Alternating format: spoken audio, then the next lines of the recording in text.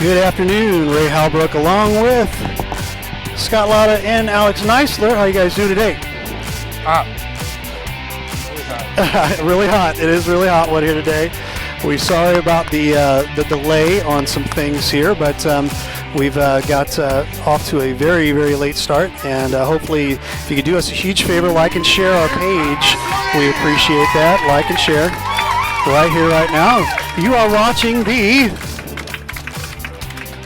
Women's Football Alliance live from Cresco Miller Field in St. Louis, Missouri, where the Mile High Blaze are taking on the St. Louis Slam. This is the conference championship here. The winner goes to the championship out in Denver, Colorado for the national championship. And looks like we are in for a pretty good game here. So the kickoff is about to happen right now. And we're going to get started right away here. Scott Lauda with a call. Well, for those of you who are not familiar with the Women's Football Alliance, it's pretty much like college rules with a couple modifications. So, looks like we're about ready, set for the kickoff. Referee is trotting onto the field with the ball. Going from our left to right, the Slam will be kicking off. And then going from our right to our left, the Blaze will be trying to advance the ball.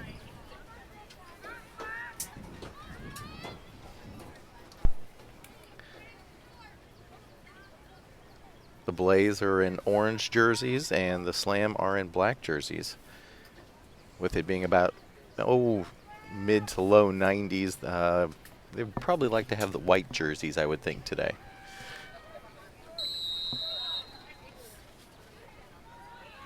All right, they break formation.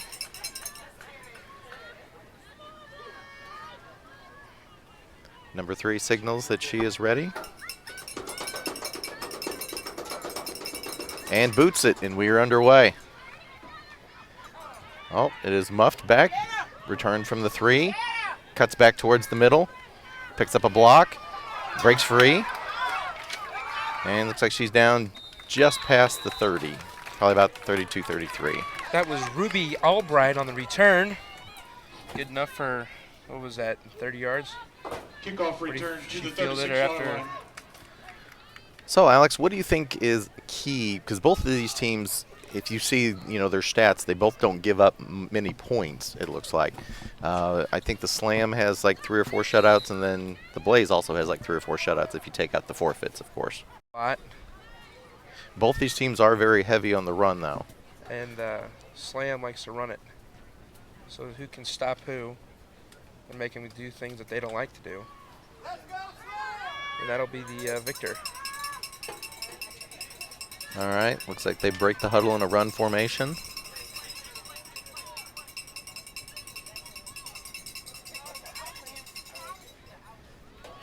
Turn, slams it right up the middle.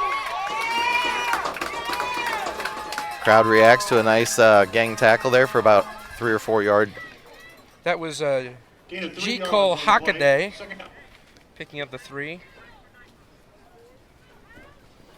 I would expect that we're not going to see a lot of hurry-up 2-minute offense. With it being as hot, I would think this would be, especially I think that the roster's a little bit deeper for the Slam, so they would probably, benefit from, anything, they can run in a few more fresh players, I would think.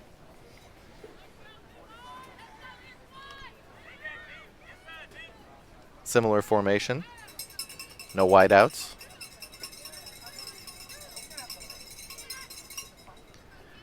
Turn. Run left off tackle. And nice one-on-one tackle right there at the 40. Hockaday with the touch again. So they're looking at about a 3rd and 4. She picked up a yard. 3rd down and 6. He must be looking at a different yard marker than me. Jeff, does the camera look crooked?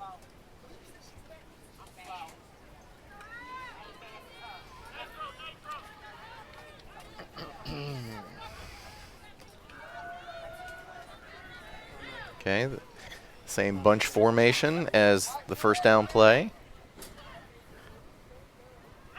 Ooh, it's a pass. Defended, and it'll be fourth down. Brings up a fourth down. Trotting on some special teams personnel, both sides.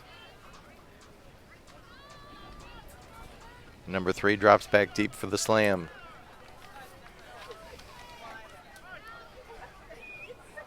Punting from the 40.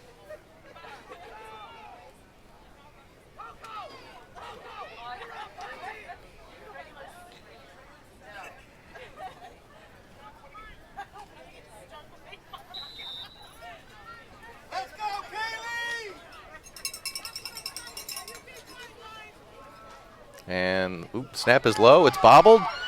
And she is going to be taken down. Could not even get the kickoff. Taken back to the 31. So the slam will start with excellent offensive field position. That was Danielle Price getting to the line and being able to make that play much more difficult for the Blaze, as the puncher was unable to evade Price. Well, unfortunately, the long snapper made it even more difficult by bouncing the snap. Because as we know, footballs don't always bounce uniformly.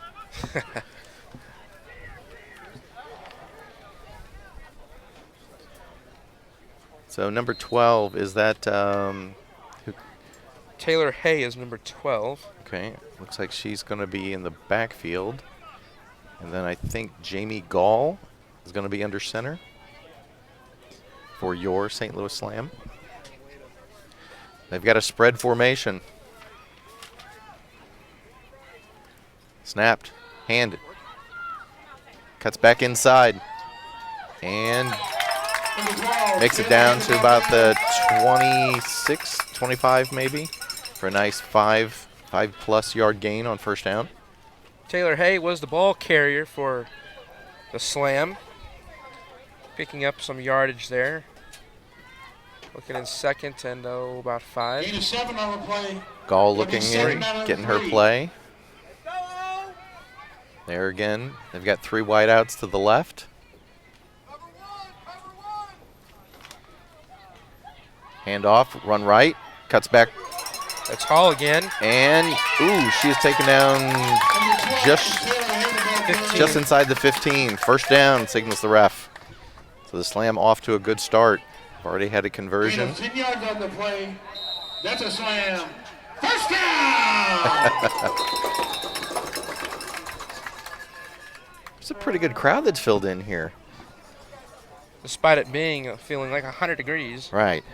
A lot of umbrellas and bringing their derby coolers hats. and umbrellas, yeah. Somebody over there's got their Ted Drews. I'm a little jealous. Snap. And once Hall again, again. she takes it, cuts back, and Gains Number 2. 12, Taylor Hay, the ball carrier. she was elusive there because it looked like that was going to be a loss. Picked up. Looks Gain like 2 on the 2. play. Second down and 8.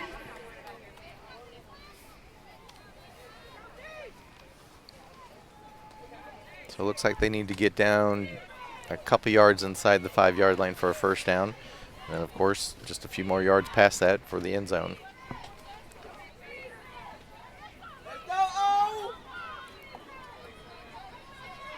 All right, Gall in the shotgun. 2 wide to the left, 1 to the right. In motion, and pitches it. 88, looking Danielle to get Price. around. And she's going to be wrapped up. And 10. Danielle Price, ball carrier. a little bit of extracurricular after the whistle. But it looked like she was shoved out of bounds right about the 10, maybe the 9-yard line. It'll be third down, 3. I'm sitting here in shorts and a short sleeve polo, and it's like I am considerably sweating, and I'm in the shade. They're wearing full football gear, dark colors, and it's right in the sunshine. So they have got to be just like, all right, let's punch this in so we can go stand on the sidelines in the shade. Gall in the shotgun. Same formation as before.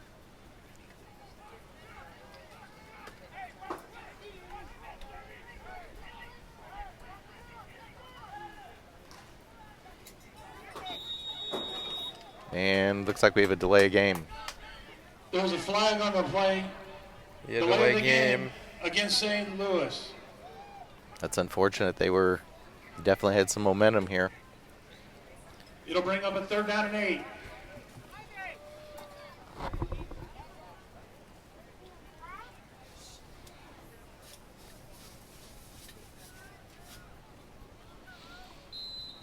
So it looks like they're back almost to the 15.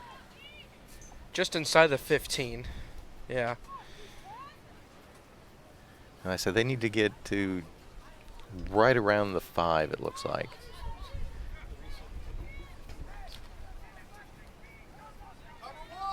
Okay, same formation as before.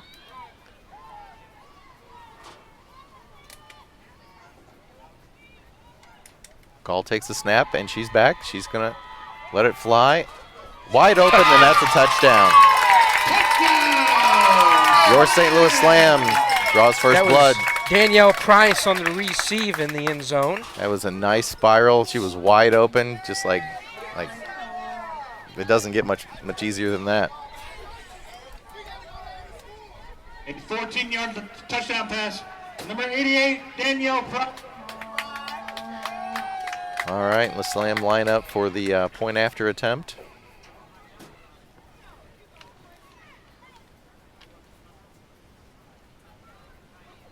Ball back, down, kick is good. Just like that, 7-0. 9:45 to go here in the St. Louis first. 7, Mile High nothing.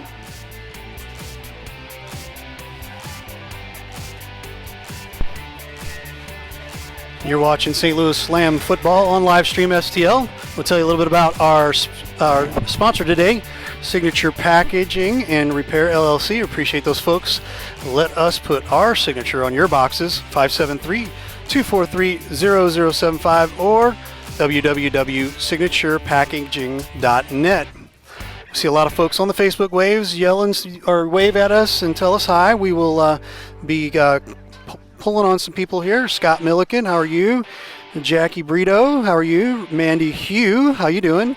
Jackie Brito again, and Karen Saddle, how are you all doing today? Jay Christensen, Whitney Smith, Charlie Rasmussen. We appreciate everybody watching today. We are having a few difficulties here that we're working on and getting our cameras taken care of. So sit back and relax, and hopefully we won't have any more big issues here as we begin the kickoff. Take it away, Scott. There we go. All right. So getting a deja vu here. Slam lining up. Number 3 comes. Boots it deep. This time it is fielded cleanly. At the 10, 20, 25. Looking for a cutback. And she is thrown to the ground at about the 22, 23-yard line. That's a pretty good boot right there. Ruby Albright on the return, and a quick summary of the previous drive for the Slam. Hay with 19 rushing yards over 3 carries. Price had 3 rush, 14 receiving, and Gal with 1 touchdown pass. And for you people playing fantasy football right now, that's the person to have.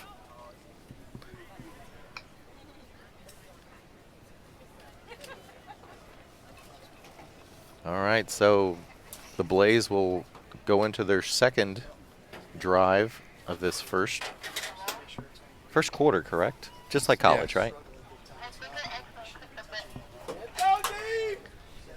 Let's see if they open it up a little bit. They kind of had that bunch formation, which didn't seem to give them many options. Under center.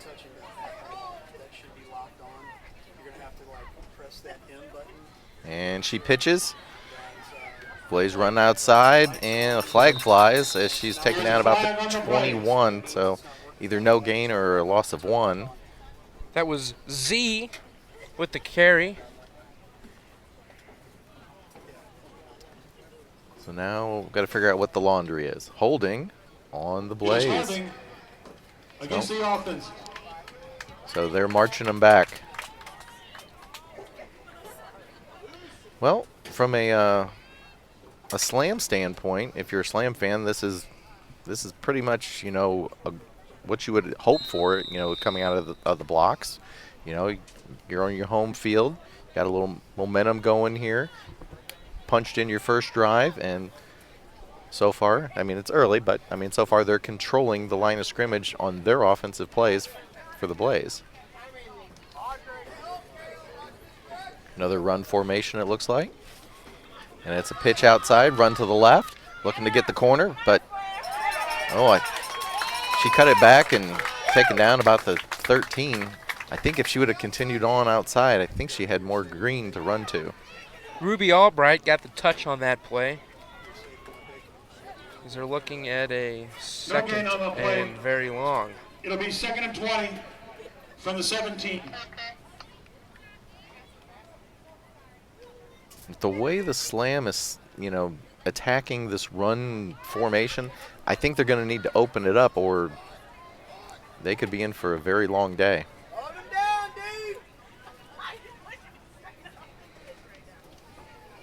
So far, not a single formation with a wide out. At least, not off, out of the tackle box, which is very weird. Handoff straight up the gut. Wow. She carried several tackles for, I'd say, probably about 5 yards. That was just a bull in the china closet. It's like, give me the ball. It'll be 3rd down, 17 from the 20. All right, Alex, so if you had to come up with a 3rd and 17 play, what would you come up with here? Flea flicker? Philly special. Sounds like dinner.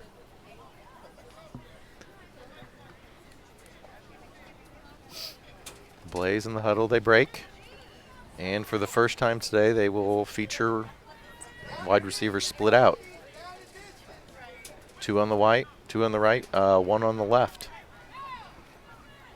Quarterback for the Blaze back in the shotgun. Surveys the field. Pressure. The ball is up and completed, but well short of a first down. That pass was completed to Pass is Jamie complete. Fornell. Gain of 6. Brings up 1st and 11. And once again, we will see the special teams for the Blaze. Their first punt went badly as it was bounced to the kicker, and unfortunately the punter was not able to get the kick off.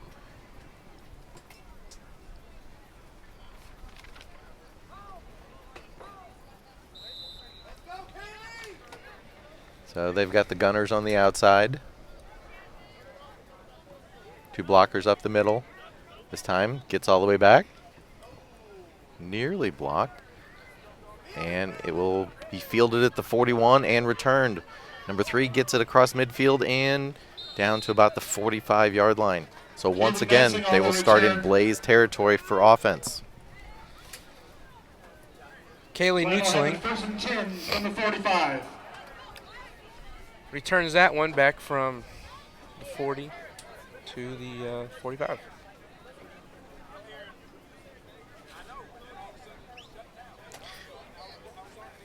I see the officials and players and coaches and everybody trying to stay hydrated. It is very warm, and we're just sitting here. We're not even moving, and they're down there, smashing bodies and all that kind of stuff. So,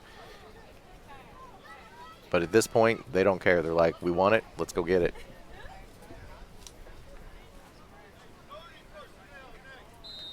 All right.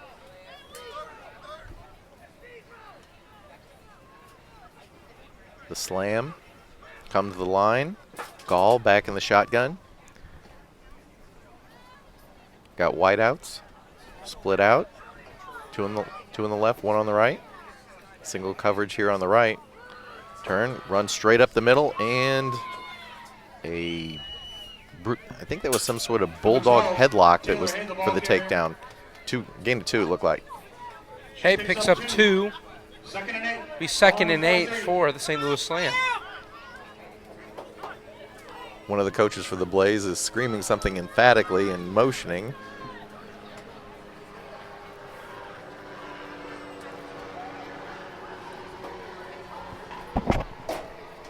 All right, looks like the same formation. Gall. Calls for the ball. Once again, gets it. Back to Hay. 12 off to the left side, and looks like picks up about 7. Taylor Hay, the ball carrier. Just a nice She picks fluid up play. 5. Just ran right off tackle. 3rd down 2. 5-yard pickup. 3rd and 2 now. And they hurry to the line, trying to catch them in a personnel change. Back to Hay. Oh, Not big, for first. big push up the middle. Number 12. Taylor Taking Hay, down the about ball the carrier. 27, 28-yard line. That'll be a first down for the Slam. Gain of 11 on the play. That's a slam. First down. As you can probably hear, From the the 29-yard line. stadium announcer having a good time with the first down. They need to fly in Ricky Prohl for this and have him do the first downs. That would be awesome. Okay, same formation.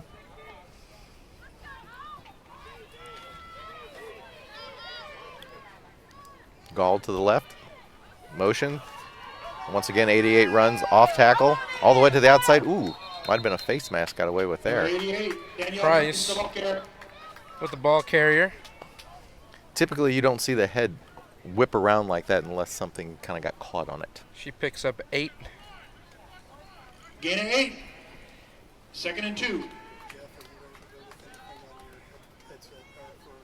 So it looks like right now they're pretty much doing whatever they want offensively.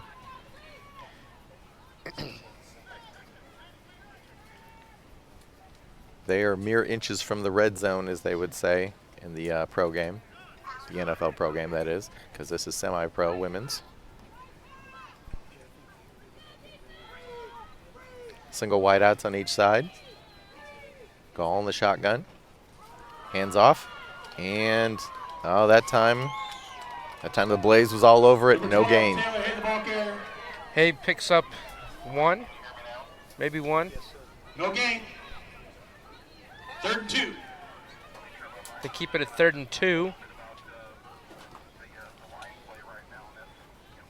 Well, Hayes jogging off the field, so they're bringing in some different personnel. They're going to We've got Jeff Whitener on the sidelines. He is going to be giving us a quick recap on what's going on down there on the sidelines. Jeff, take it away.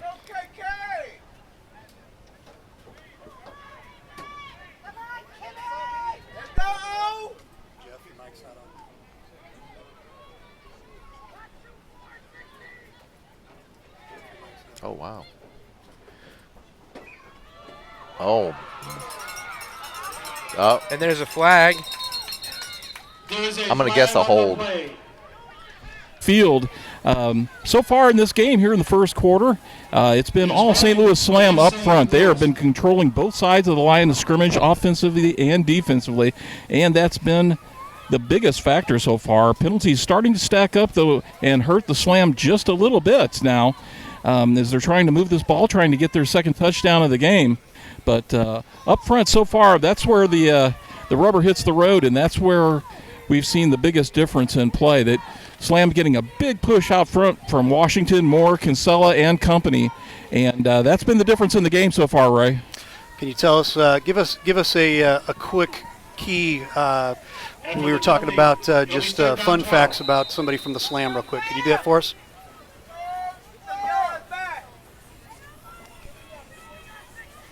Can you give us?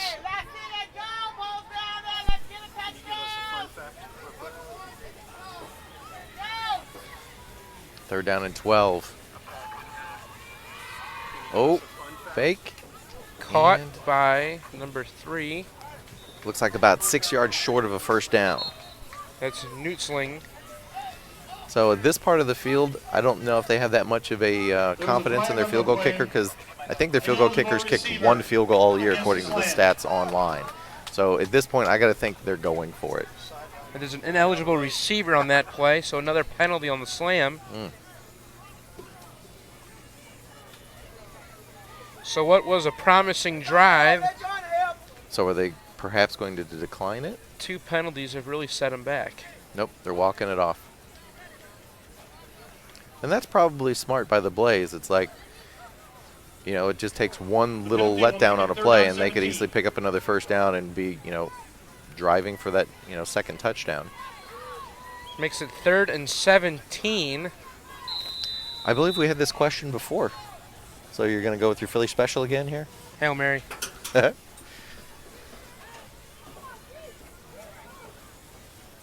Well, I guess we're going to see what kind of arm Gall has here. Standing back at the 41-yard line, shotgun, waiting for the snap. Blaze almost went offside. And They're going to call it. I think there was contact.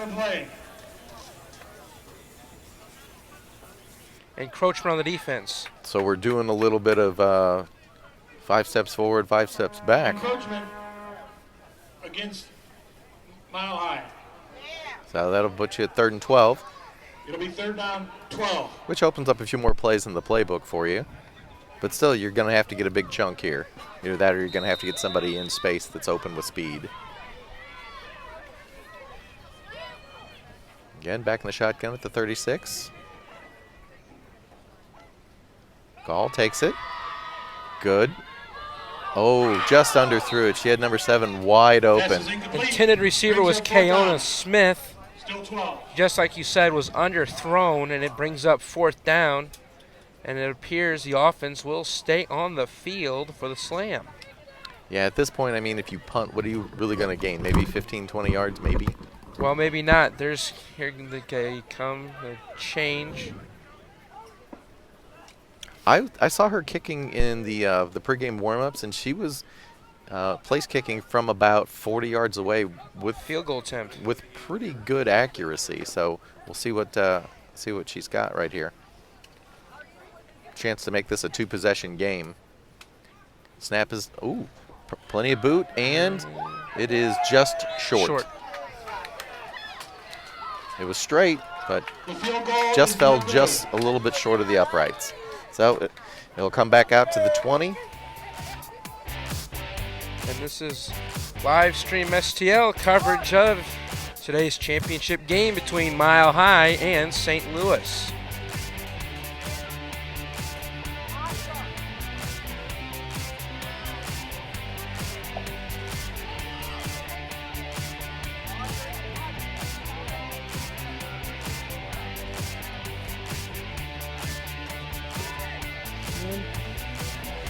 Hi, my name is Caitlin Erickson, and this is the Slam, and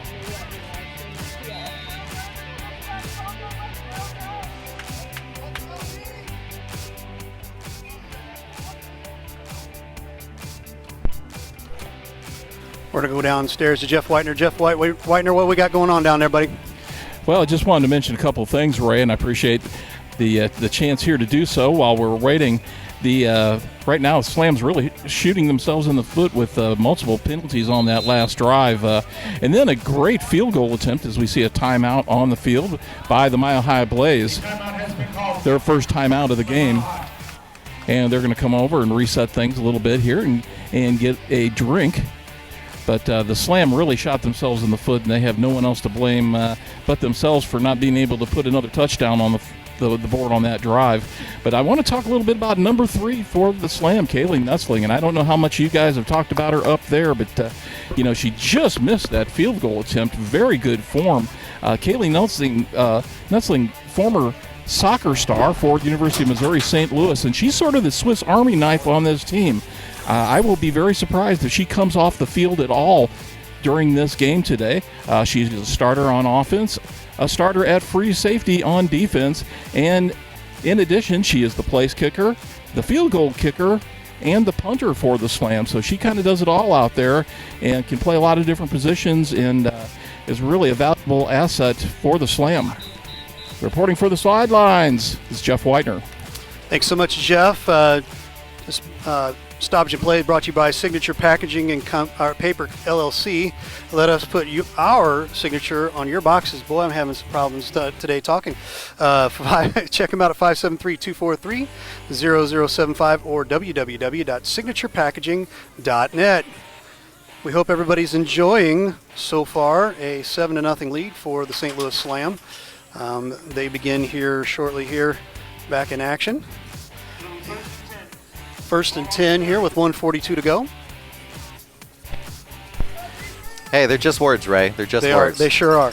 All right, so I mistakenly said it was the 20. They just went back to the spot where they were starting. It was the 31-yard line, and the Blaze go on offense.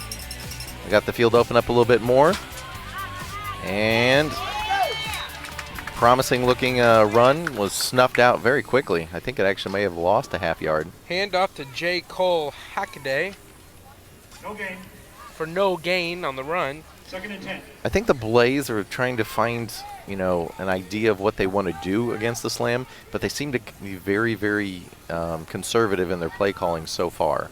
Maybe they're trying to wait until they can get down to the other end where it's more in shadow. Drops back, and Over the middle. oh, Pass interference, yeah, most likely. Yep. Incomplete. Slam Flag player on the play. had a little bit too much handful, it looked like, of Blaze players' jersey. Could be wrong, but that's what it looked like.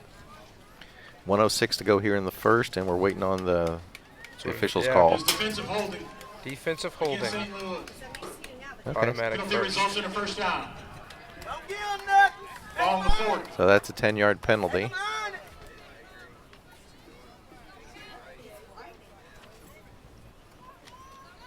Umpire sets the ball. We got a whistle to get it on. Blaze now at the 41-yard line. I believe this is their farthest penetration on the field so far. They line up, wideouts,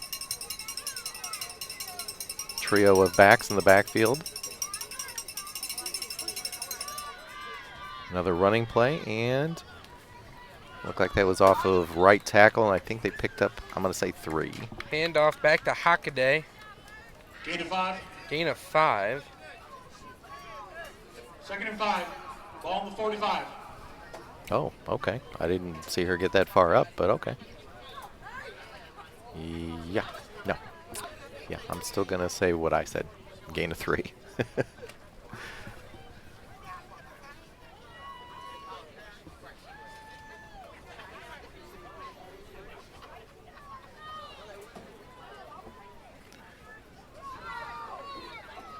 All right, the Blaze break the huddle. And Another we've got a timeout. whistle. A Called timeout by has the been called. Blaze. Second charge timeout to the Blaze. Correction. It'll be second down and 6. Ball on the 44. That is their second used timeout, and we're still in the first quarter. There's 12 seconds to play, but that doesn't leave them a lot of playing room for the final timeout in the second quarter. Yeah, because like Also, college, South there Lake is no merchandise 2-minute table. warning. It's your official Slam merchandise. Yeah, we know. Official Slam merchandise. They also have ice cold beverages and pretzels.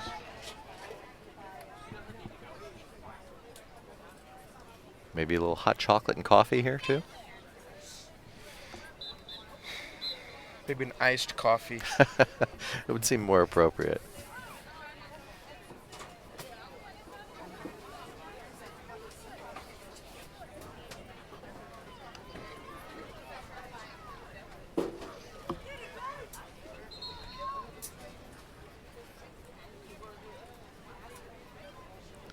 There we go. We got people jogging off with water bottles. Get everybody hydrated, ready to go.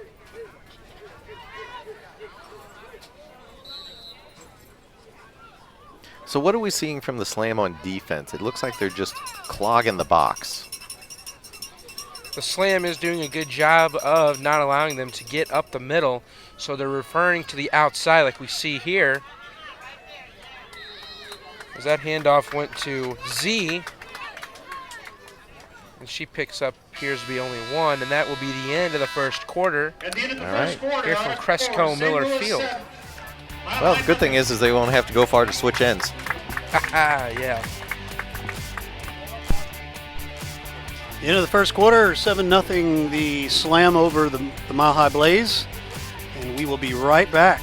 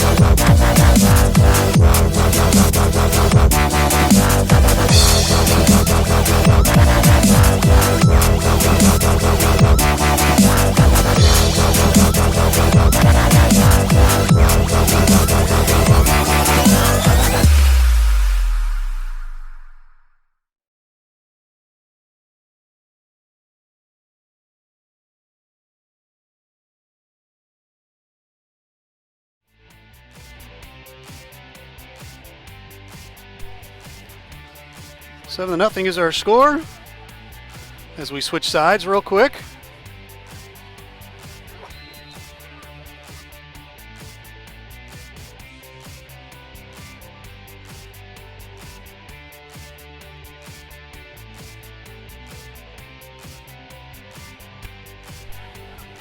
And we're back.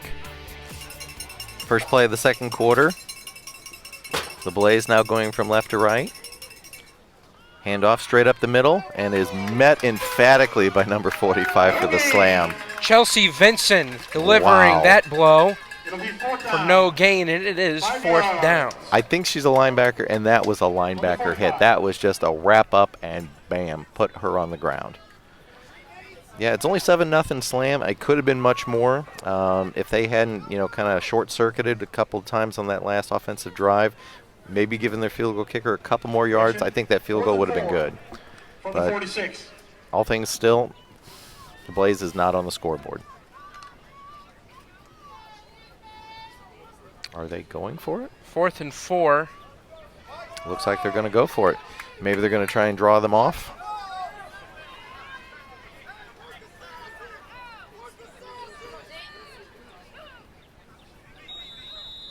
And there's a flag for the back A judge. flag on the play. Delay game. Delay of the game. Now they will bring on the kicking team. That'll make it 4th and 9. From the 41. Well, unfortunately there, they'd already burned 2 timeouts, so they couldn't do the ploy of trying to draw them off and then call the timeout. Well, I guess they say, so what? It's 5 yards. We'll make it up and put it over her head.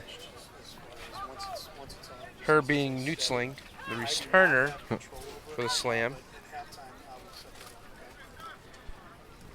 Okay. So the punt formation for the Blaze. Punter standing back at the 30-yard line. Nice orange shoes, I like them. Receives the ball, gets it off. It's a decent kick, and it takes a Blaze bounce, and it will go down to about the 15-yard line where it's downed there. Down by Tony Triplett on the 15, and that is where the slam will take over. 1st and 10 from there for St. Louis. And one of the coaches for the Blaze is just berating one of the referees. I don't know if he saw something. I didn't see what he was so upset about, but he was upset for some reason. All right. So the slam will now be going from right to left, and they are in the sun, so this could be why we saw some very conservative play calling for the Blaze going this way. Maybe it is a little hard to see.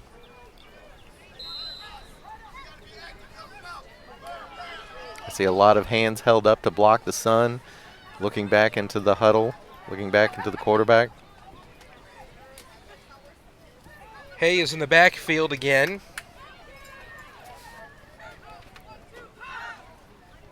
Goes to her. Handoff out of the shotguns, runs off the right side, fumbled, and Picked up it by looks like it was recovered by the Blaze. Blaze. Fumble on the play. Recovered by Right about the 20-yard line, looks like. Well, it seems like the early momentum for the slam looks like has On the left him 19-yard momentarily. Penalties and then that turnover.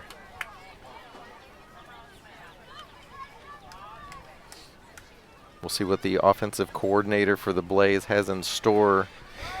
This is a golden opportunity. You are right outside the red zone. They like the Slam have not tried that many field goal attempts. Most of their points have come off touchdowns. 27, late entry onto the field for the Blaze. The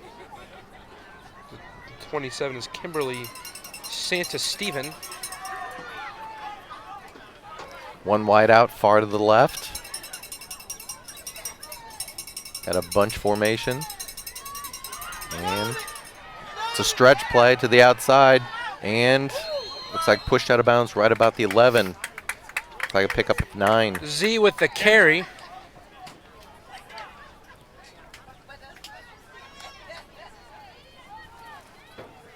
Well, if you've got speed people, that's what you want to do. You want to get them in space and make it a foot race. Second down Second and and 1. a very From the 10. modest 1.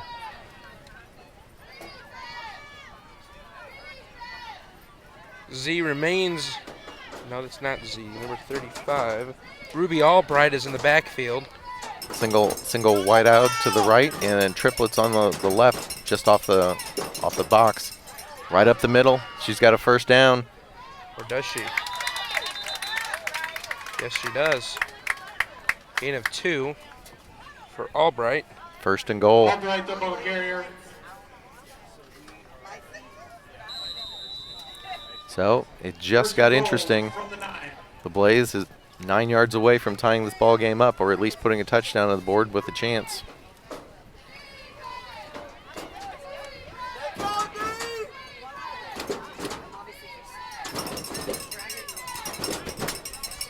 Four wide receivers, 2 on the left, 2 on the right.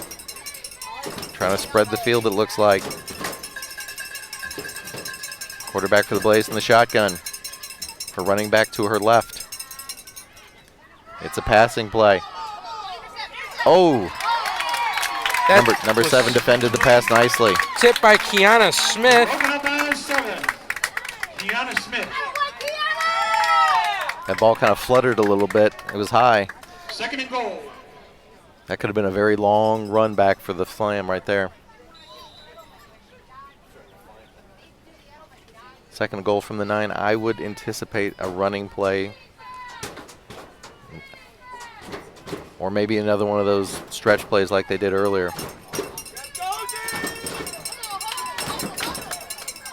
The Slam faithful getting into it. Trying to urge on the defense of the Slam. Same formation as before.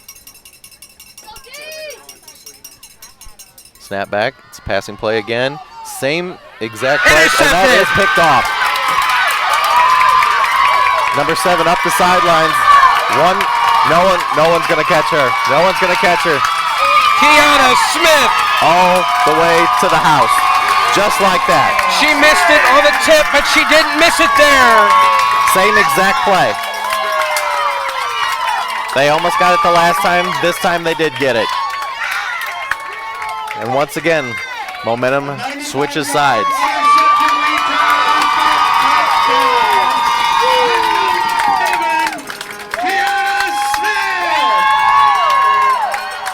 That is a huge play. That makes it a 2-possession game.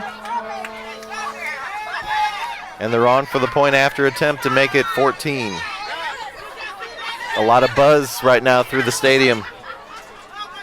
So after the fumble by Hay, Blaze looked to be able to put it in, but Kiana Smith tips it the previous play, and she doesn't miss it that time, and she takes it 95 yards, and they're poised to go up 14-0. Could you get more bend but don't break?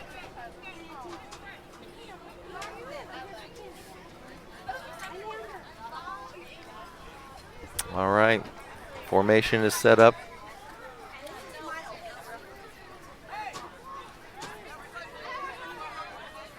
Snap back, ball down, kick is up, and good. Just like that, 14-0. We were just, it seemed like seconds away from having a tie ball game, but just like that, the Slam the other way. And you're watching live stream STL coverage of the Mile High Blaze and the St. Louis Slam Conference Championship.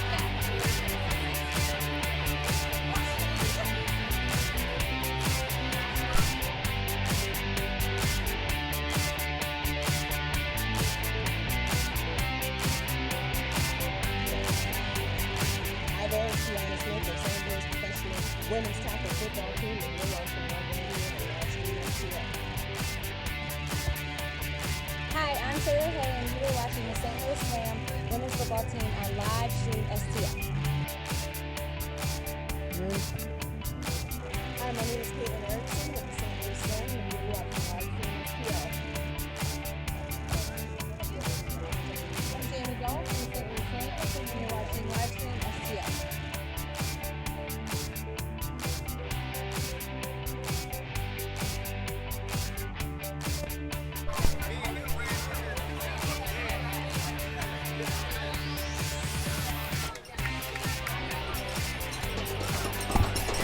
All right, so we're set for our third kickoff with 11:49 to go in the second. And it's squibbed right up the middle. Ooh, takes a bounce. Who wants it? Picked up around the 30. Number 14 brings it over here to the near sideline, pushed out about 45-yard line. Jamie Formal On the return, number 14, on the return. Jamie Farnell. That scoot past the first line and the second line right to her. That just popped right up nice. That's the weird thing about the football. It's not like, a baseball or a basketball or, a dodgeball. It doesn't have any uniform. It's like you have no idea what it's going to do.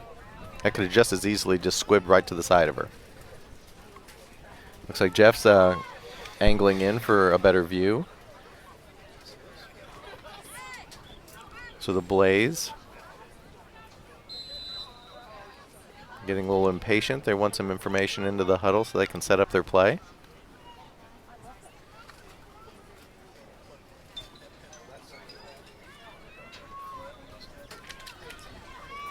Single wideouts to each side. Looks like a power running formation. Turn, hands off, and wow. Hand off to Hockaday. Good And for a couple. Hockaday was met about 2 yards past the line of scrimmage and was like, that's as far as you're going to get. I'm not really that familiar. I've been to a couple of these semi-pro games for the ladies, and you'd look at it and you'd be like, oh, it's just, if you're not watching it, it is awesome. I mean, just seeing, they are just destroying each other. It's almost like WWE without the ring. All right, Blaze set up for second and long.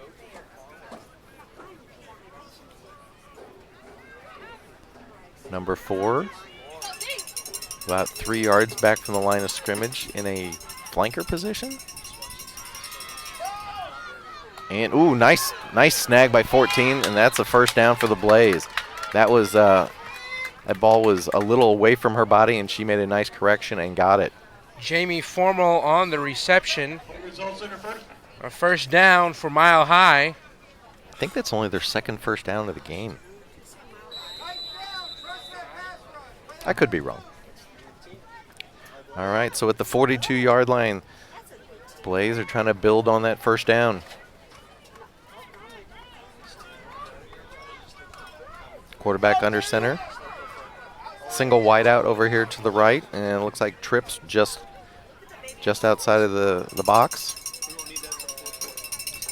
It's a pitch, and Fumble. it's botched, and I think that was recovered. Yes, By the slam. The running back started to take off before she had her head up and was looking upfield before she actually secured the ball. And then she accidentally just kicked it right to the slam. Jamie Skinner was the fumble recoverer. And that gives St. Louis decent field position. Still in Blaze still in their own territory, but 7 yards to the 50. Yep. And 9:53 to go here in the second. Right now, the turnover battle being won by the Slam. Fortunately, the Slam was not hurt by their turnover, but 7 points on the first turnover for the Blaze in the Slam's favor. What will they do with this one? Single wideouts. And, okay, looks like everybody's set and ready to go. Back in the shotgun. Pitch to 88. We've seen this play. Oh, she cuts this one up early. It looks like she picked up 5. Handoff to Price again. Price is getting a workout going, going in motion across the field. Official timeout on the field. And there's an injured player for the Blaze holding that right knee. Can't get a number on her. I think she got rolled up in the pile because it looked like 3 or 4 of her compadres on defense looked like they pushed the runner back. So hopefully she's okay.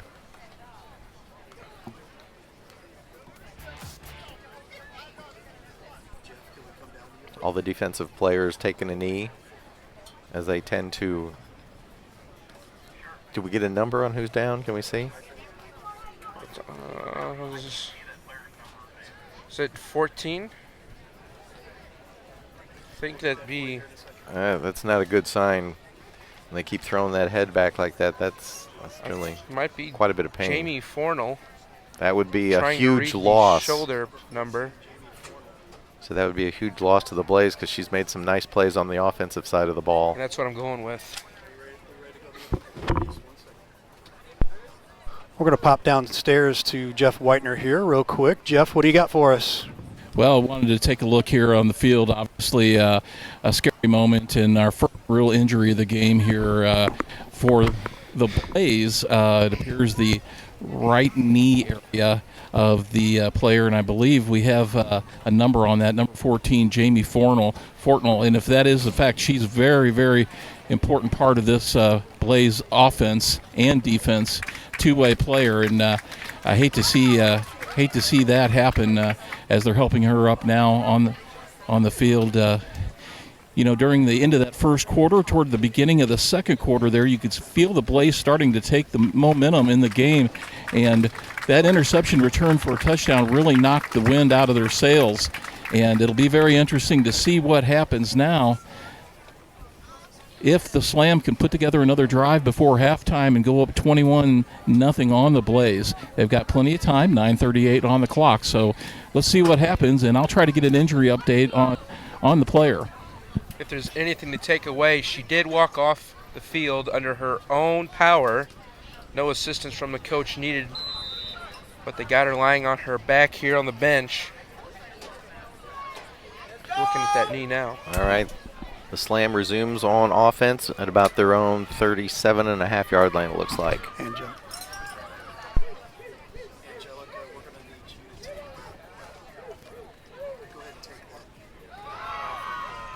The pressure's picked up and thrown to an empty spot. I think the receiver may have broken off the route. Pass is incomplete. So that'll bring up 2nd and 10. That pass was intended for number 18, Chelsea Clay. Yeah, it looked like Clay stopped, and it looked like Gall was expecting her to keep going.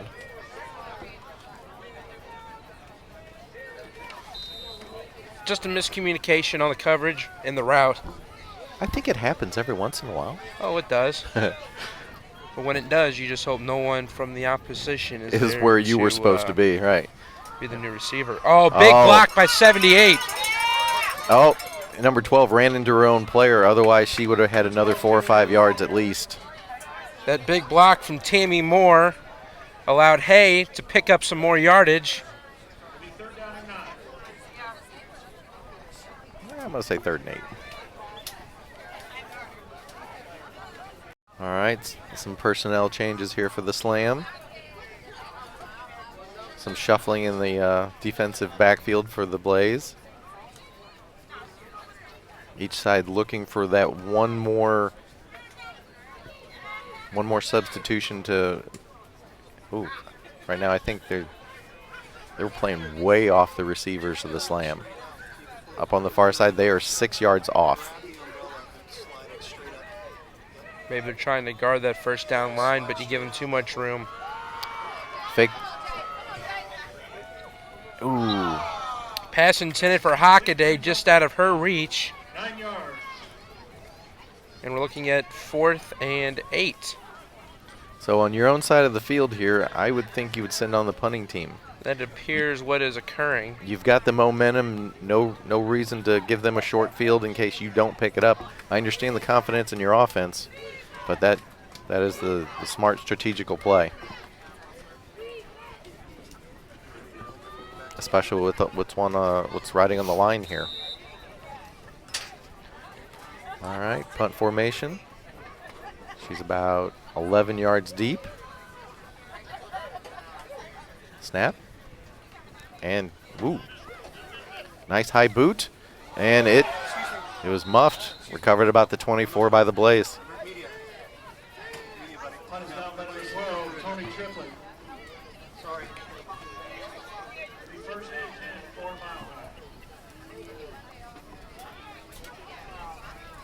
So almost another miscue right there by the Blaze. They're down 14, and judging by their statistics and everything, you can see that they could definitely put up some points. The Slam is a stout defensive team. They're also a very solid offensive team. You cannot afford to fall too much further behind. 8:21 to go here in the second. Blaze breaks the huddle. 2 receivers to each side. 75 yards to go for a touchdown for the Blaze, and that is what they most desperately need. Snap back in the shotgun, fake handoff, short pass, and short gain. Yes, they lived up to the name right there, slamming the receiver to the ground after about 2.5, 3 yards. Z, the receiver, picking up 3 yards on the play. And then also on the Blazes side, yes, you do want to get a big play. You want to gain some momentum, but you also can't afford another costly mistake. This side of the field pretty much in shade. They're working their way up almost to the 30. And once you get up to about the 45 midfield, that's when you have some shadows and some glare from the setting sun. Handoff, breaks it right up the middle, and shut down about the 29. Not much running room. The setting sun is dealing with our main camera too, man, and we are really dealing with it. And apologize to the folks watching, but we are going to get that. As soon as the sun goes down, we're going to be just fine. Lights will take effect, and we won't have any issues with that. So Can we just close the roof? Well, yeah, you know, I mean, that'd be awesome. Why don't we do that? I'd much rather have the roof, to tell you the truth. A crucial third down here. Third down in, I'm going to say, what, 6 for a first down for the Blaze? Just around there, yeah. So if offensive coordinator here, I mean, there's a lot you can do. I mean, I would try and kind of do like they were doing on the flip side with number 88. Just get, your fastest person out in space and just hope for the best. Takes the snap, pass right down the middle, wide open, and onto the Blazes or onto the Slam side of the field at the 48. Play results in the first round. Is that number 1? That was number 1. And she was wide open. Smooth. That is a great name.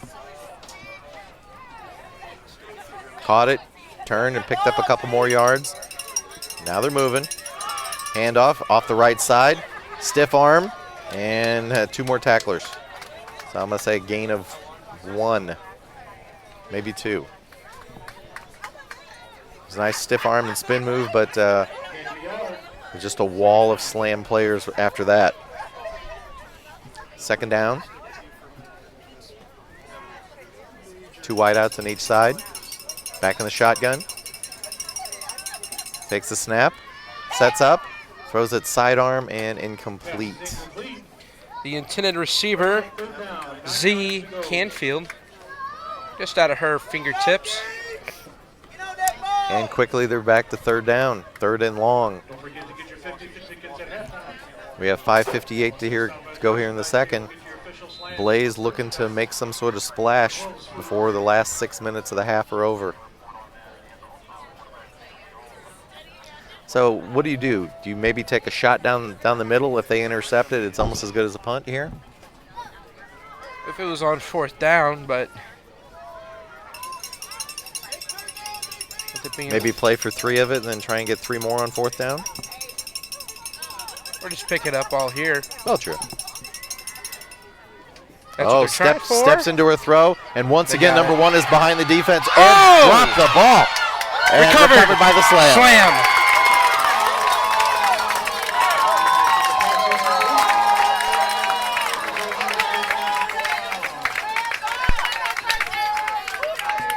Crucial for her to hold on, but unfortunately for her, And number 1 is frustrated with herself. She got had a step. Scott, we've got an update on the injuries here with Jeff Whitener. Jeff, what do you know down below there? Well, I was just checking with the staff on the Mile High Blaze side, and it appears there's just a right knee contusion on Jamie Fornell. They're expecting her to be able to come back here in the second half and play, and that's a big boost for the Blaze, both on offense and defense. As I mentioned before, she's a critical player for them, and it would be really hurtful to lose her for the rest of the game. I did want to mention, too, I've noticed a limp quarterback number 4 for the Slam. Jamie Gall has a slight limp. I'm not sure if she had an ankle roll or twist on her earlier in the game. Big run up the middle. As we see a nice run, they're going to break it. 40. Back to you. 30. And pushed out of bounds at the 24. Pushed out of bounds. Is that Hay? Tony Triplett pushing her out. Those dreads are in the way. We're going to go with 8. Candace Wilkins. Huge play. Great job, Jeff Whitener, on the sideline. We appreciate that. Timeout has been called by St. Louis. We've got a timeout on the field here for St. Louis. Everything bouncing in the favor of the Slam right now.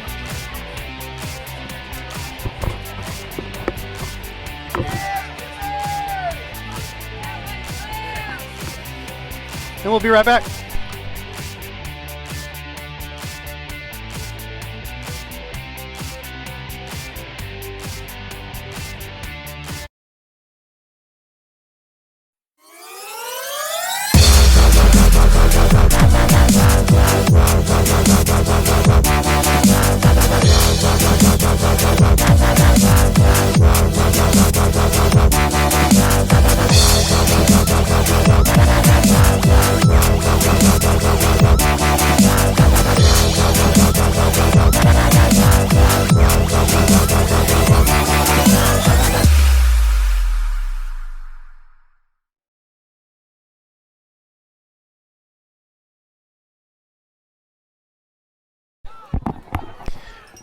And we're back after the timeout. Slam in a bunch formation. Handoff. And It's Hay. Hay cuts to the outside and down right about the 10. That's a first down. She picks up 14 yards. 14 yards. She's up to 54. And it looks like Total. we've got another player down for the Blaze. They can't afford to have any more injuries right now. One of the things we talked about with both coaches, and we had pregame interviews, and we'll catch those here at halftime with both coaches on strategy and who their big players they wanted to see have a big day today. But one of the questions we asked about was the heat and cramping and things like that. And unfortunately, I think that's taken a toll already, and we're not even at halftime. Number 12 is one of the two down for the Blaze. Tony Triplett. But I'm unable to get the number on the one completely on her back.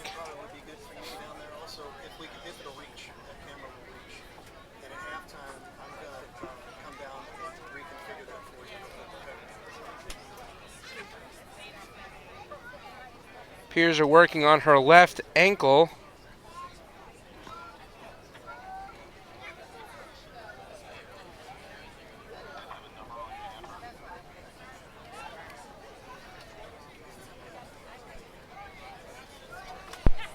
We get a number on that?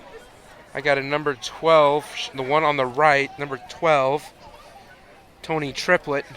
She's down, getting treatment from the coach in the gray. But the one to the left with the 4 coaches, unable to get a reading on her. Well, there's 5 out there.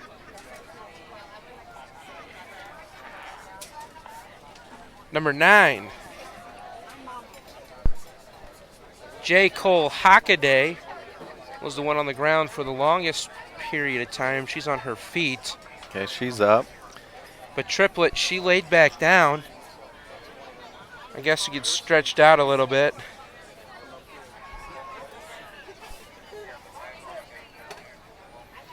All right, looks like the coach is calling over the other defensive players to have a quick, They're working on her right leg. quickly going to Triplet. go over what they need to do here. Just outside the 10 with the ball, so it will not be first and goal. They can still get a first down just inside the 1.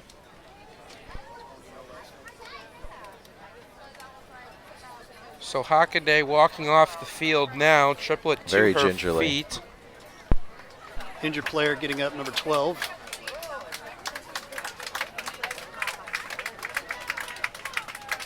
Very gingerly walking.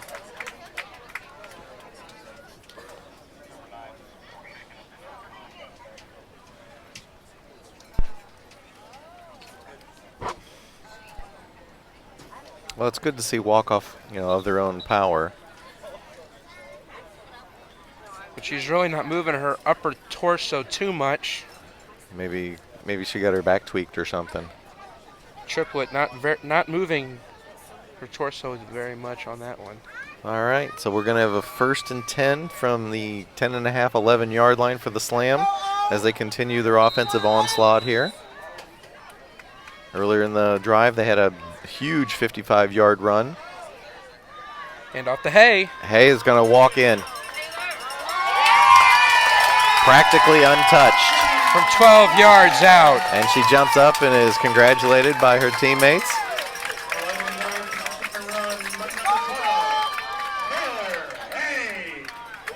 I think right now Blaze is probably just trying to, manage the rest of the half and then try and go in and make some adjustments. And right now those adjustments would just have some healthy players out there because it seems like they're having a couple go down every other play. And the point after try is set up.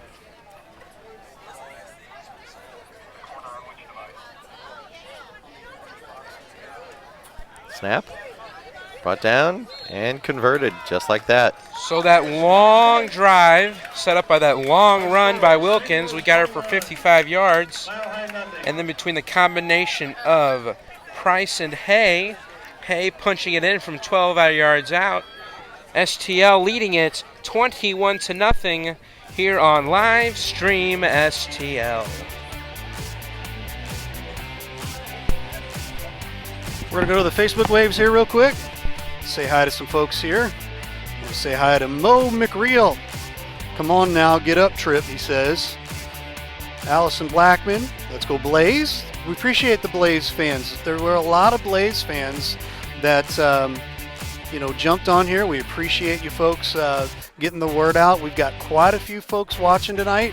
We really, really love that. Julie Thomas Marsala, we love you.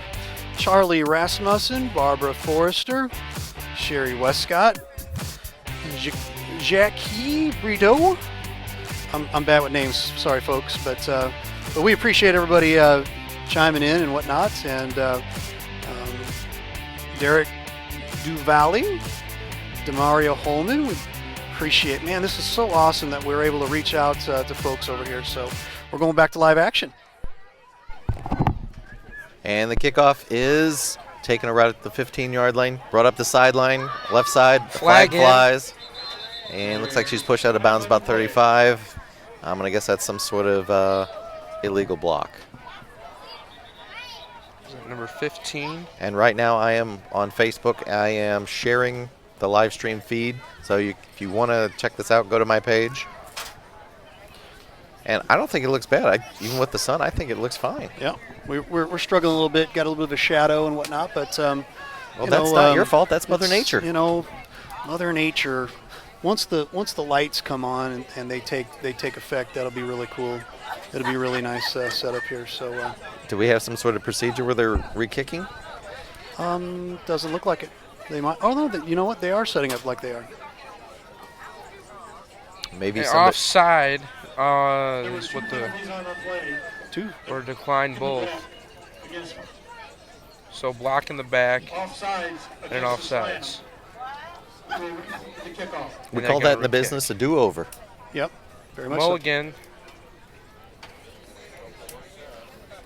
So with that being said, we do over. So number 3 tees it up again. She's like, that's all right. I'm sure she did all her appropriate stretching, so I'm sure it's just another day at the office. Like, yep, I'll just kick the ball another 40, 50 yards. She approaches the line, boots it. About the same spot. It's kind of muffled around. Cut back towards the middle. Taken down about the 26-yard line for the Blaze. That was Z Canfield on the return for about 10 yards. Kickoff is returned to the 26-yard line.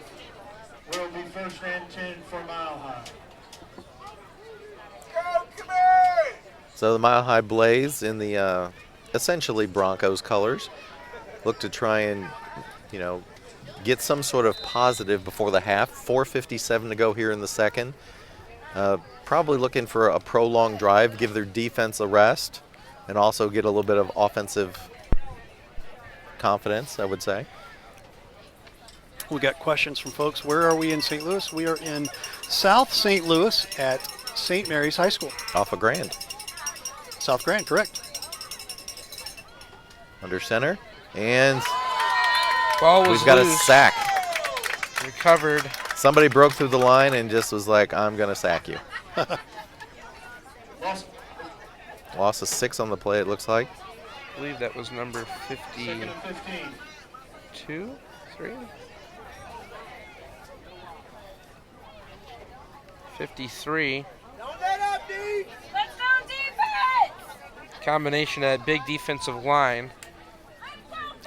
Trying to get in there, disrupt that play, So with cause a 5-yard loss. So with the Blaze playing their home games in Colorado, do you think maybe the elevation is affecting them at all? You'd think it'd be in their favor, used to limited oxygen at that higher level. More pressure in the face of the quarterback for the Blaze. She was able to get outside and get the pass off. Unfortunately, it was not completed. Number 3 was the intended receiver. That'll bring up a 3rd down and 15.5, 16. So it looks like we're to our backup, a different quarterback. Sarge has been the quarterback for this set of plays so far. And the onslaught of the Slam defense is just driving him back.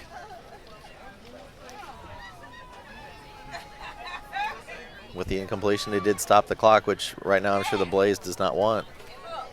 I don't see number 1 on the sideline, Smooth. Drops back. And Smooth Oh, catches there she it. is, out there, yeah. She catches it for a large, what is that, like a 30-yard gain? Just about. Up to the 47. This is complete. I'm not sure if anybody knows about, how much they know about the Mile High Blaze, but I'm impressed with this Smooth so far. Aside from the fumble, she's been a big playmaker for them. So Sarge to Smooth on the 30-yarder, we're calling it. Yes. All right. 1st and 10 at the 47. Clock continues to run. About 3.5 minutes to go here in the second. It's got to be a big boost to their confidence. They were staring a 4th down in the face if that was incomplete. Drops back again. Pump fakes. And Smooth is open again. Complete. Wow. Smooth. Almost dropped it, but was able to cradle it to the ground, it looks like. Results in a first down. 2 big plays back to back. The Slam, That is another 30 yards. couple of their players are disagreeing. Well, unfortunately, we don't have New York to review this. Like I said, it looked like that ball slipped down, but I couldn't see because her back was to us. Quick handoff right up the middle, and nothing doing. Handoff goes to Hockaday. Got a yard, I believe. There's a lot of contact and a lot of twisting for basically about 3 feet. There's a yard on the play. 2nd and 9. Just outside the 20. 2:41 to go. They're being very deliberate now. If I'm if I'm the Slam, basically I'm like, I'm covering smooth and I'm making someone else beat me.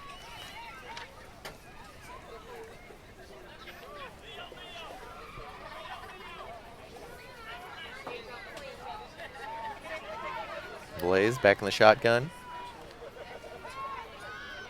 Pressure from the outside. And Got her. it's a sack. Back to the 25, loss of 5. Big number 53 with help from her friends. Number 53 for the Slam, Jennifer Perkins. She was not the only one in the area, but she was the one to pick up the sack. Yeah, initially she was able to slip by the pressure, but then, like you said, there was a second and third defender waiting. So a big third down here. I'm not sure what their confidence is in their kicking game or if that's even a thought at this point, because obviously it's going to take touchdowns to win this game.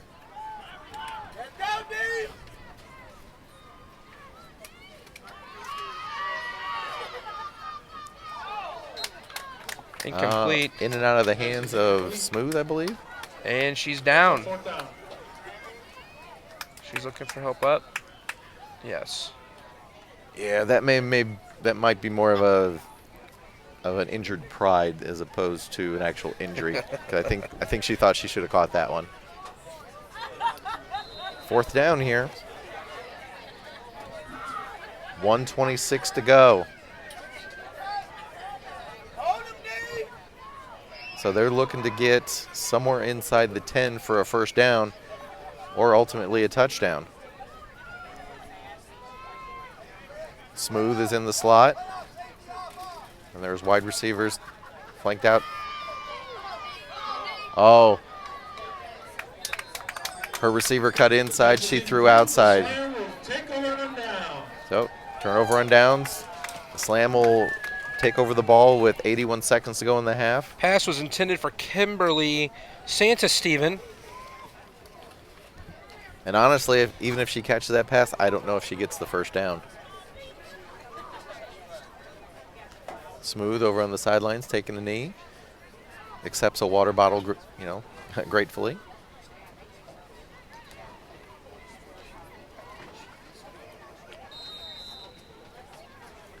I'm sure there's a lot of tired players right now who are looking at that clock going, hey, let's get this over with and let's go in there. Let's take a breather and let's reset. If nothing else, just to try and get some more energy. Trips on the near side. Shotgun. Gall over the middle, 16. Gets undercut, falls just shy of the 40, and that'll be a first down. That is Alyssa Speckles on the Number 16. reception. And with the completion, that stops the clock. Slam, 1st down. But as they do in college, they set the ball, and then it's clock going again. The minutes ago, what do you think realistically they're going to try and do here? They're probably just looking to run the clock out, get it across midfield, or they could be looking to punch it in right here. One man back. I guess it's just Incomplete. that's going to be And there's a illegal flag. touching because 2nd down. that hit a lineman, which is illegal touching.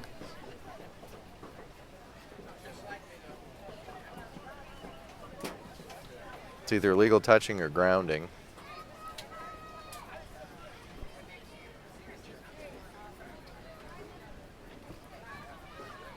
And they wave it off.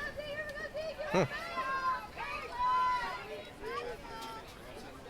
there you have it. So the ball, I guess, was ruled that it hit the turf first rather than the player. And they deemed a eligible receiver within vicinity of that. So that brings up a 2nd down, 44 seconds to go. You would think that they would just turn around and hand this ball off. That's what it looks like with Hay in the backfield. And false start.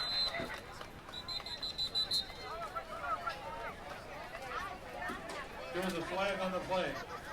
That far receiver, Chelsea Clay, unable to keep her balance as she is the culprit on false start.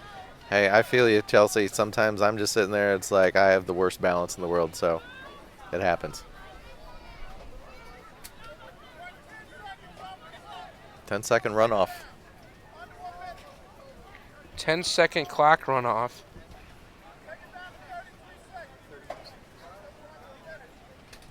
Says take it down to 33, which is a good number, I'm just saying. That's my softball number, so Oh. there we go. Well, if it's your softball number, you know, dang. And right now, the Blaze only has one timeout, right? So Right. if they wanted to, they could take 2 knees, and this game would, or this half would be over. Sure.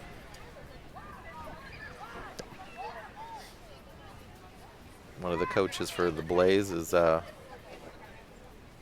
shouting something. And now they're moving him back. Well, yeah, it should be a penalty. You know, move back 5 yards for the penalty, and then if there's like some rule where they have to do the runoff, then that gets tacked on as well. Now they're pushing it back to 43 seconds. And taking a knee just appears here. Yep.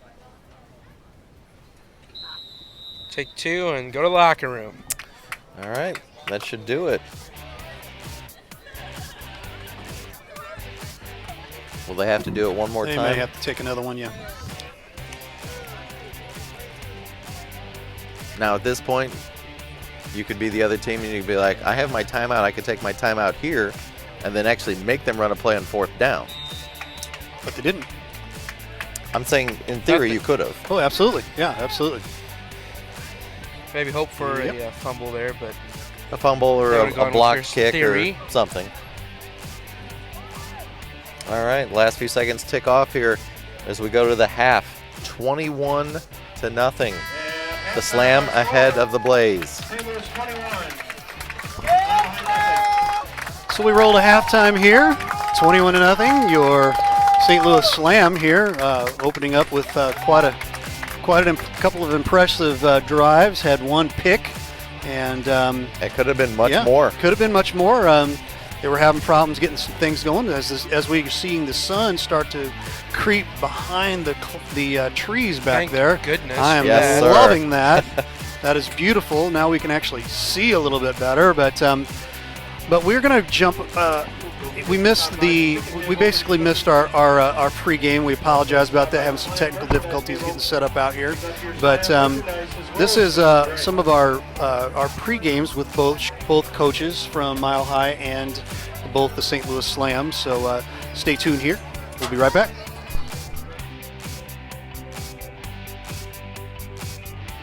Here we go. Hey, Ray Halbrook here with Coach Rob Sandlin from the Mile High Blaze. Coach, how you doing today? Good. Exciting game today. You guys are 8-1, correct? Correct. 8-1. Pretty good season so far. What do you plan to do at your game as far as game planning against the St. Louis Slam? I mean, the big thing is with them, obviously with you know their history, their ability to be good every year. You know, we just have to try to get back to basics a little bit. You know, really concentrate on tackling. You know, Taylor Hay is an amazing running back. Their receivers are fantastic. Quarterback's good. So really, we just have to sit down and really study and really look at tendencies and try to do some things regarding that. Offensively, we've got to be out in front. We've got to be able to maybe try to bully them a little bit from that side of things. I know that's going to be difficult with all the experience they have, but we've got to try to do something different to get them off their game a little bit. Who do you expect to have a good game out of today? On our side, you'd hope to think, all of our All-Americans are going to be able to play. The number 50, Sean, is important for us. Number 12, on the return factor, is also on defense. Number 9's been pushing through some injuries, so she's back in the game at tailback and linebacker. So those should be exciting. And then obviously Jamie Fernal, who is with us, number 14. She does a little bit of everything, so we look forward to having her as well. One of the things I talked to Rodney Lacey over at the St. Louis Slam about was depth. A little bit more depth on your end. Do you think that's an advantage? It's hard to say. A lot of, with what we do with women's football, a lot of the depth comes from inexperienced players. So, we're not sure if we necessarily that relates into game time ability, but obviously it does give us a few plays that we can get people in and out. Obviously the heat is is something that we look at. I mean, in Denver, it's been in the 90s, but we don't have that humidity. So hydration and getting everybody a little bit of a chance to take a break is probably important for us. So hopefully that depth will help us a little bit. You took my question away about the heat. Do you really think the heat is going to play a factor today? You know, I can tell you that we've been trying to prep for it for the last, 2 weeks in practice. Overdressing, trying to be prepared for the heat. Like I said, the humidity in Denver doesn't, we don't get it. So it can be 95 out there, and it just doesn't give us the same, swelter that you see here. So hopefully we're ready for it. Obviously they're prepared for it over in, on the slam side. When we were here 2 years ago, it kind of took its toll on us in the fourth quarter. So hopefully we've gotten that ready and be ready for that. What would it mean to you guys to pull out a win tonight? Be able to play in front of the home team, home family in Colorado for the national championship is big. And then obviously for these ladies, this is the third time that we've made it to this point. Second time with me as the coach, to be able to take that next step and kind of, give them some accolades that they deserve for their hard work. But I think more than anything, just the ability to be able to go and play at home would be exciting for all of them. Awesome. Well, have a great game tonight. Thanks, good luck to you, and best wishes, man. Absolutely, thank you. Thank you, buddy. Yes, sir. Thanks. All right. Ray Halbrook with Livestream STL here with Coach from the St. Louis Slam, Rodney Lacey. How's it going, Coach? Going great. You guys are 9-1, riding a pretty good wave here on the quest for 4. That's what I'm hearing. Take us through the season so far, and just give us a quick recap of how you got here. Well, yeah, quest for 4. We're 3-time national champions. Actually 9-0. Not 9-1. No one took us down yet this year. Okay, 9-0. No one took us down yet this year. There you go. We're on a little bit of a streak. Okay. So, no, we've had a very good season so far. A lot of rookies, adding valuable minutes for us. A core group of veterans coming back, really holding stability together with the team. So, win in a lot of different ways. Very stout defense, running ball very well. Also, a great passing game. So, doing a lot of different things. Great. What do you know about Mile High today? I think they're probably the most athletic team we played this year. So looking forward to a great matchup. They have 2 big defensive tackles that are really good, really big and athletic. And also some great skill players. Number 12, their corner, does a great job. Some good running backs, receivers. So we're looking forward to a very good matchup. Great. Standouts tonight. Who are you hoping to have big games from tonight? I mean, obviously I want to say all of them, but I think there's 2 big components of our team, and I won't name individuals. I'll just say, our defense as a unit, really is, what keeps our team going, and our offensive line. We roll with our offensive line. If they can protect Jamie Gall and make some holes for Taylor Hay, we're on the roll. So it's up to them. It's going to be a hot one tonight. Tell us a little bit about your preparation for the heat today. I don't know if there's any preparation for this type of heat. It's going to be a hot one, obviously, but it's a hot one for both teams. Yeah. So that's the thing. We're in St. Louis where we're used to the humidity a little bit. Hadn't been that hot all year yet, so it's new for both of us. But we're a little bit more used to this humidity than they are, so we're hoping that's a little bit of an advantage for us. We're keeping our girls hydrated. We've really been focused on that for not just today. We haven't been telling them to hydrate today. This has been something you have to prepare for. Sure. We've been looking at the forecast, as I'm sure they have too. So preparation for that, we're going to rotate a lot of players. Keep some fresh bodies so we can get through 4 quarters of good hard football. I noticed on the actual rosters, Mile High a little deeper, got a few more ladies. Do you think that's going to play a part in today's game, especially with the heat? They do have a few more numbers, and that's, I guess if you just look at it simple logic, that's benefit to them. However, we try to pride ourselves in getting our 22 best in the field, not just our 11 best, on either side of the ball. So we don't start anybody both ways. We do rotate players both ways, but don't start anybody both ways. They play more people both ways than we do, so that could benefit us. We'll see. Okay. Well, thanks for stopping by with us. We appreciate you, and good luck to you today. Thanks, Ray. Thanks. And hi, my name is Caitlin Erickson with the St. Louis Slam, and you're watching Livestream STL. I'm Jamie Gall from the St. Louis Slam, and you're watching Livestream STL. Hi, I'm Taylor Hay, and you are watching the St. Louis Slam women's football team on Livestream STL. Hi there, it's Kiana Smith of St. Louis Professional Women's Tackle Football Team, and you're watching our game here on Livestream STL.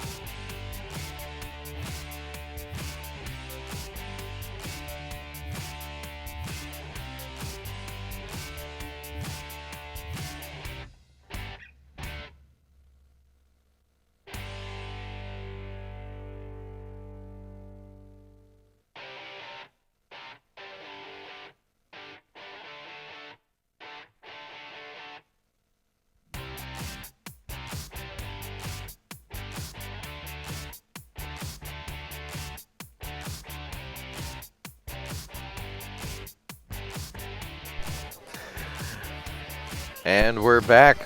Just about ready to literally kick off the second half here on Livestream STL with the St. Louis Slam leading the Mile High Blaze 21-0.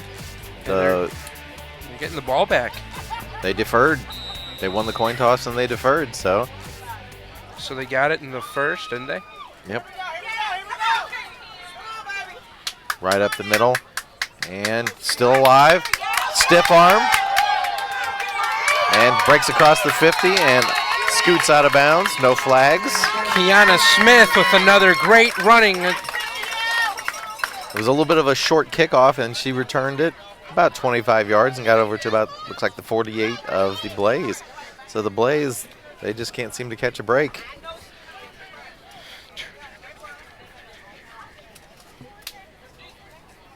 And now that the sun has gone down, the temperature's dropped a few degrees, and it's actually kind of nice out.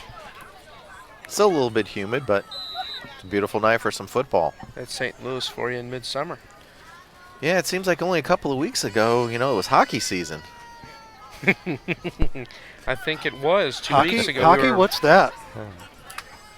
We have no idea what that is. What is that? How do you- I've got a bottle of water, but do you have a cup I could put that water in? Yeah. All right, the Slam start on offense. 88 in motion. Handoff. Hey. Hey, trips and up. falls and gets back to the line of scrimmage, it looks like.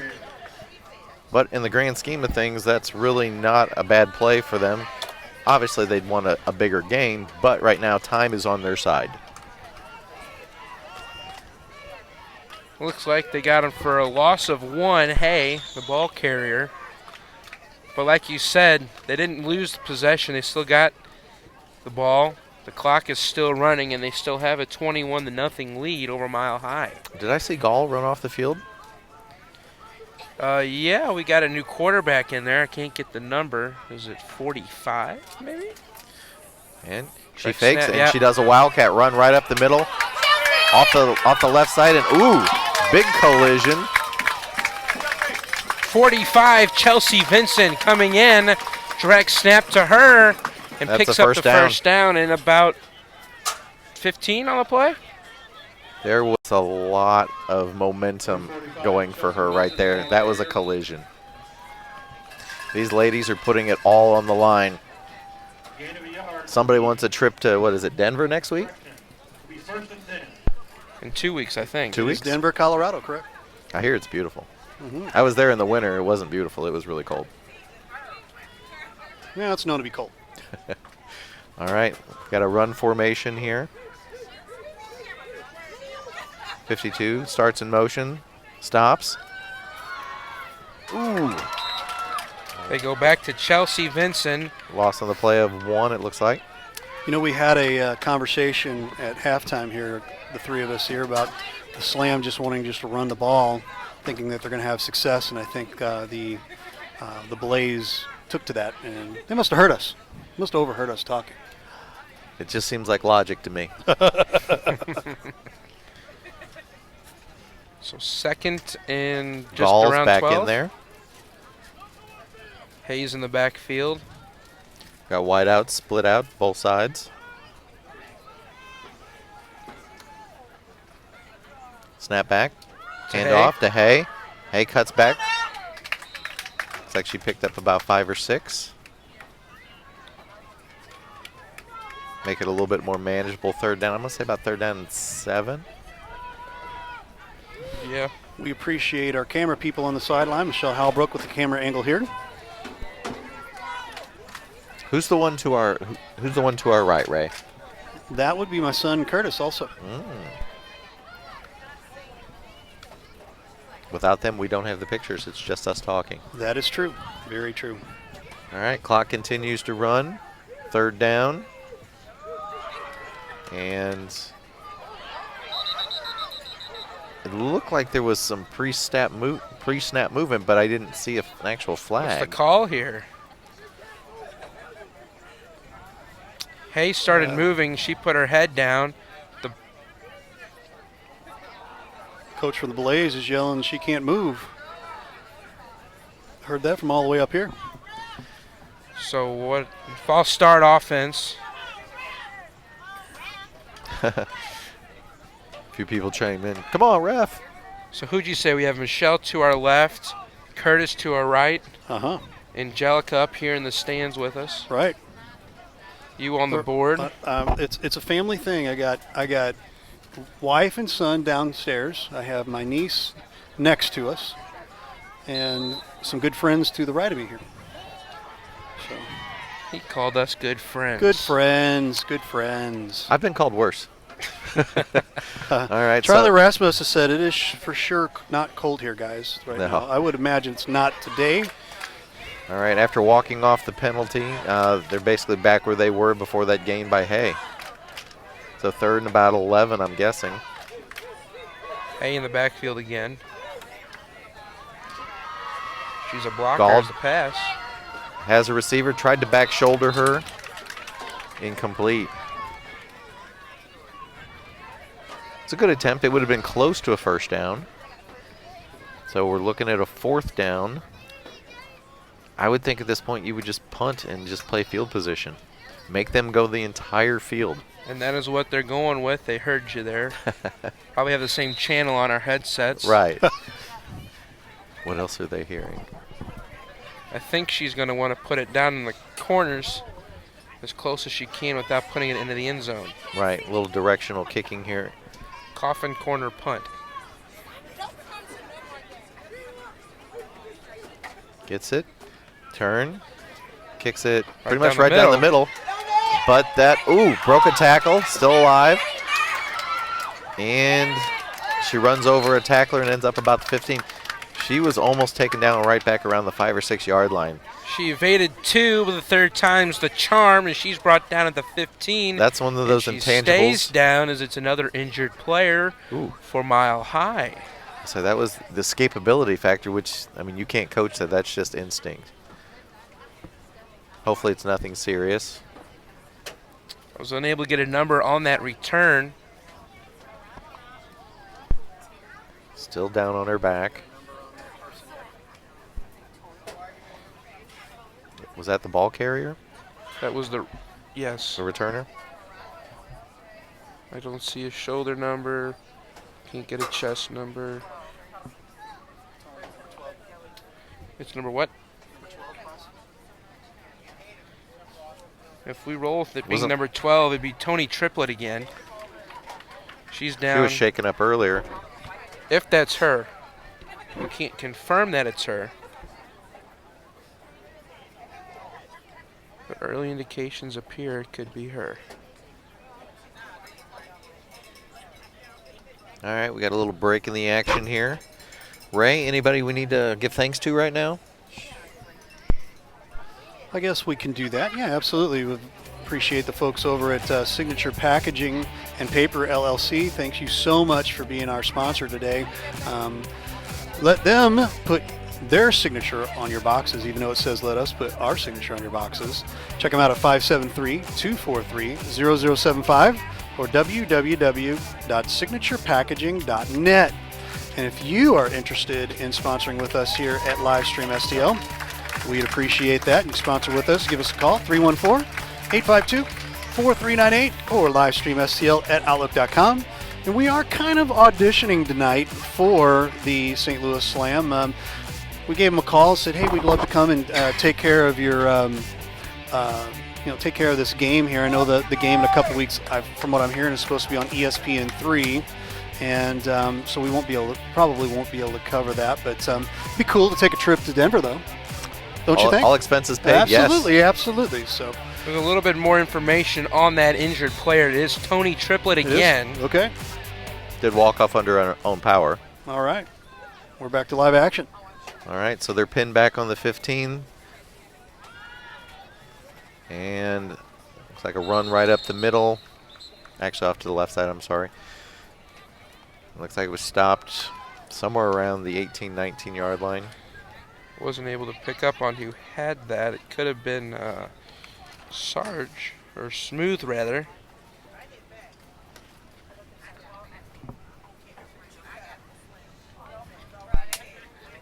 They're not really moving with a ton of urgency, but I mean, there still is quite a bit of game. As we saw a couple of big plays could really turn the game quickly like it did in the first half. They've had some breakaway opportunities, but they have been called back, or they have made great plays that amounted to nothing as either a turnover or a fourth down, unable to convert later on in the drive. Definitely have shot themselves in the foot more than once. Number 45 for the Slam in on that stop, Chelsea Vincent again. We've said her name a few times tonight. And again, the Blaze are looking at a third and long. Third and about 5. So what do you think the chances are that we're going to see Smooth targeted here? Very, very likely.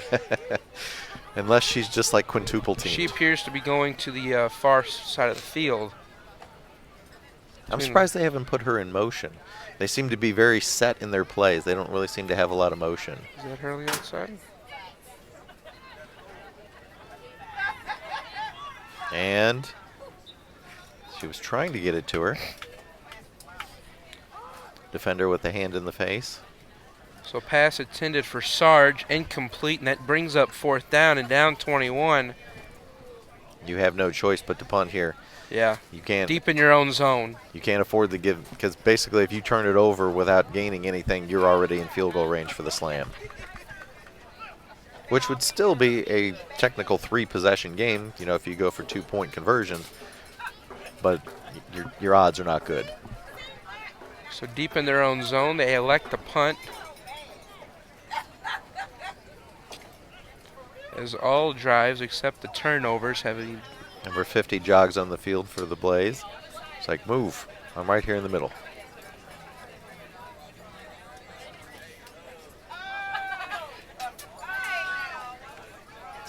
Right-footed.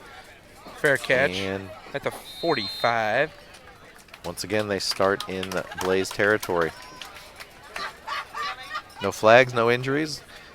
So we'll set it up for the Slam to go on offense once again. And we'll be back.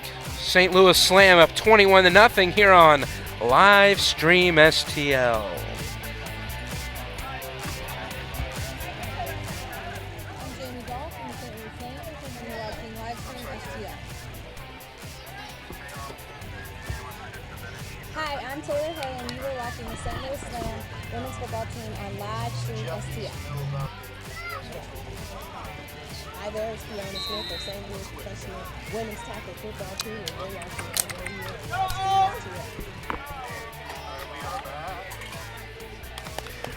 STL. All right. And a handoff.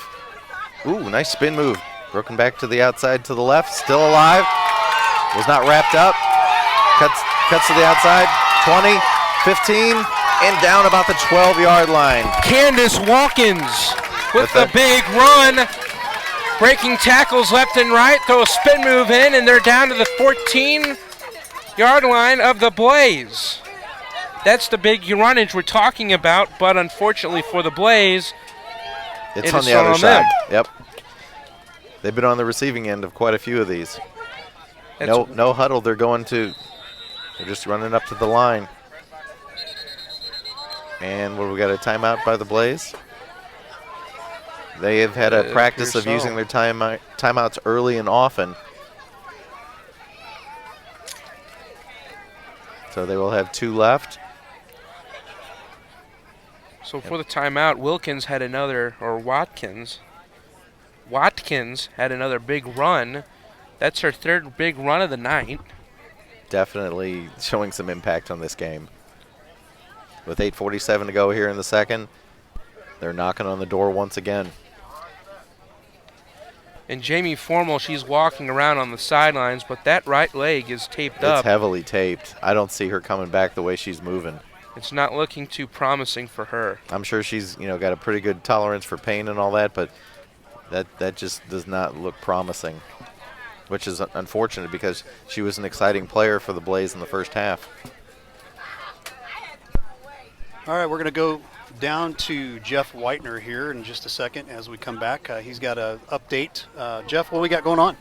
Well, it appeared that Mile High Blaze player, number 14, Fornell, is out the rest of the game. She's got a pretty heavy-duty leg wrap on that knee right now, her right knee, limping pretty badly on that. Her helmet's put away, and she's out for the rest of the game, unfortunately, for the Blaze. And as I said before, that's a big loss for the Mile High team.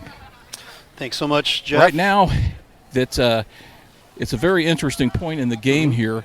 Third quarter, 8:26 remaining. Blaze up, or I'm sorry, the Slam up by 3.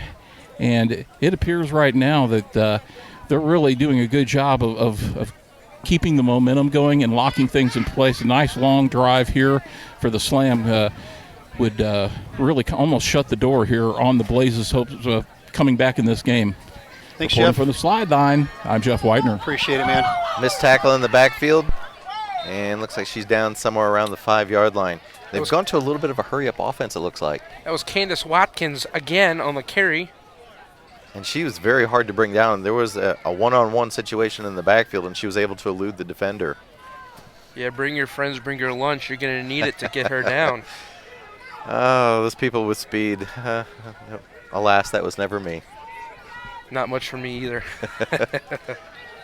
All right, so we're looking at a 3rd down here. Can they get a first down without scoring? Yeah, if they think get they it can within get down the 4.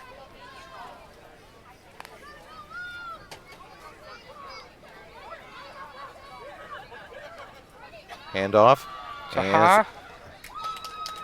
I think she got down to the 6 maybe. So that'll bring up a very short 4th down. 4th and 2.5, 3 yards. So we've seen the kicker for the Slam, and I mean, she looks like she could easily put this in.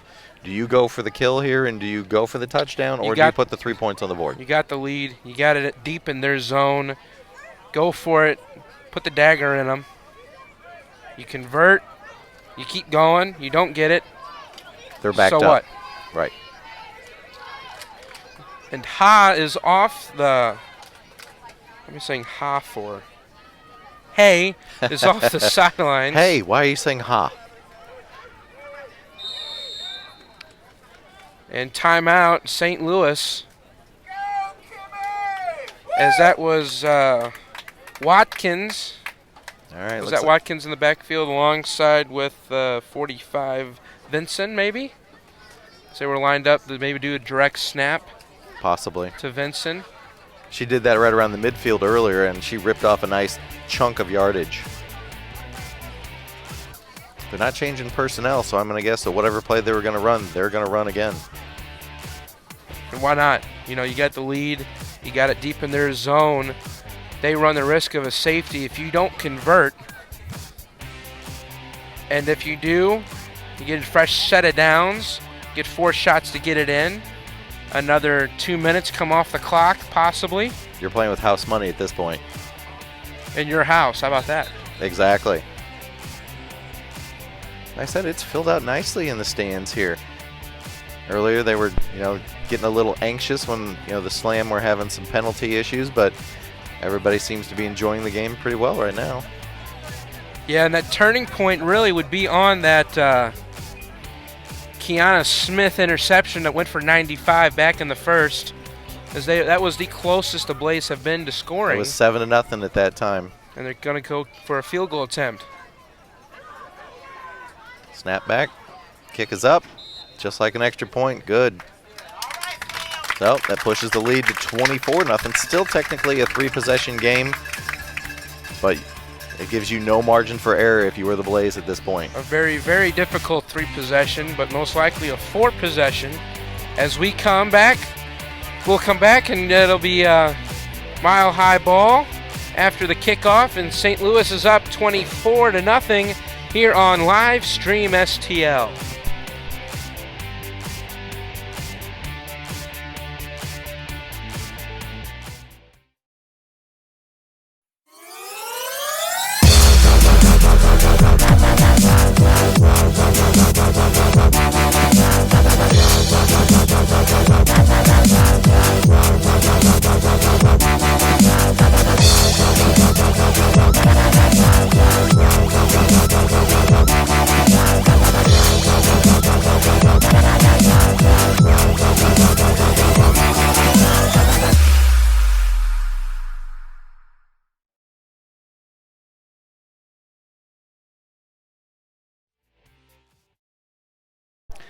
Oh, got another one of those little pooch punts, and it ends up at the 35, and an up back gets it. Still not down.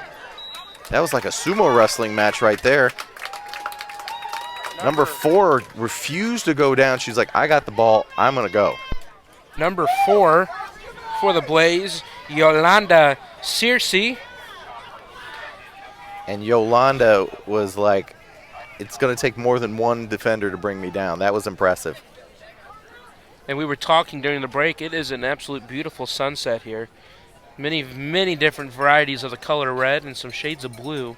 I like a little bit of purple over there on the right side. Just a picture-perfect evening. Now All right, so at this point, 6:12 to go here in the third. You got to rip off some big chunks if you're the Blaze. I'm not sure what your game plan looked like coming into this. You're probably a little bit out of your comfort zone, but you definitely got to go for some bigger, more riskier plays, I would think.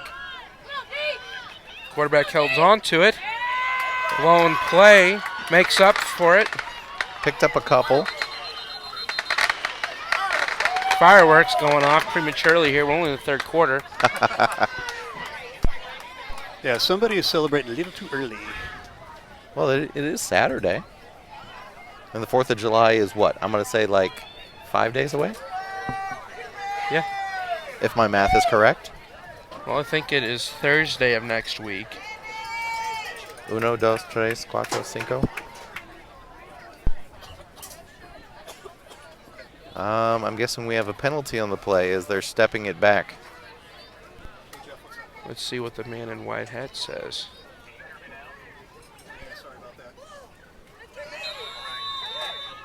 He just swings his arm and says, let's go. So it's I'm not really sure. 1st and 20?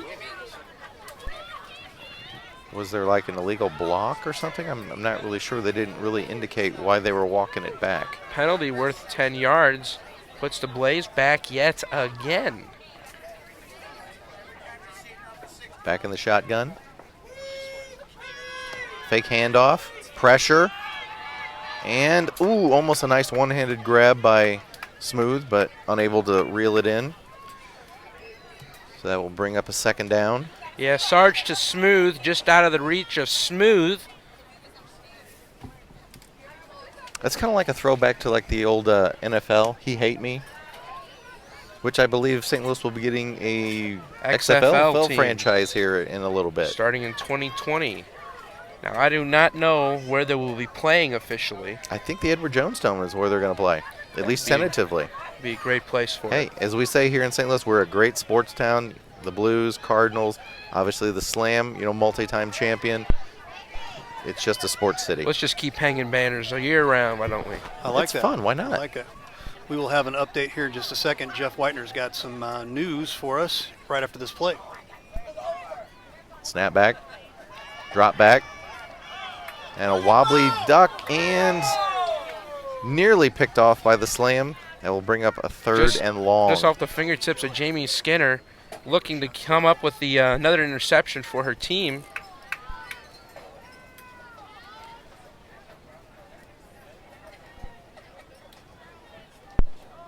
And we are going to go to Jeff down on the field. We've got an update. Let us know what's going on there, Jeff. Ray, we have an update in the Eastern Conference Championship game, a game being played between the Pittsburgh Passion and the Detroit Dark Angels. And with 13-11 left to go in the third, the Pittsburgh Passion lead the Dark Angels 15-0. Currently, the winner of that game, of course, will take on the winner of this game in Golden, Colorado on July 13th for the national championship.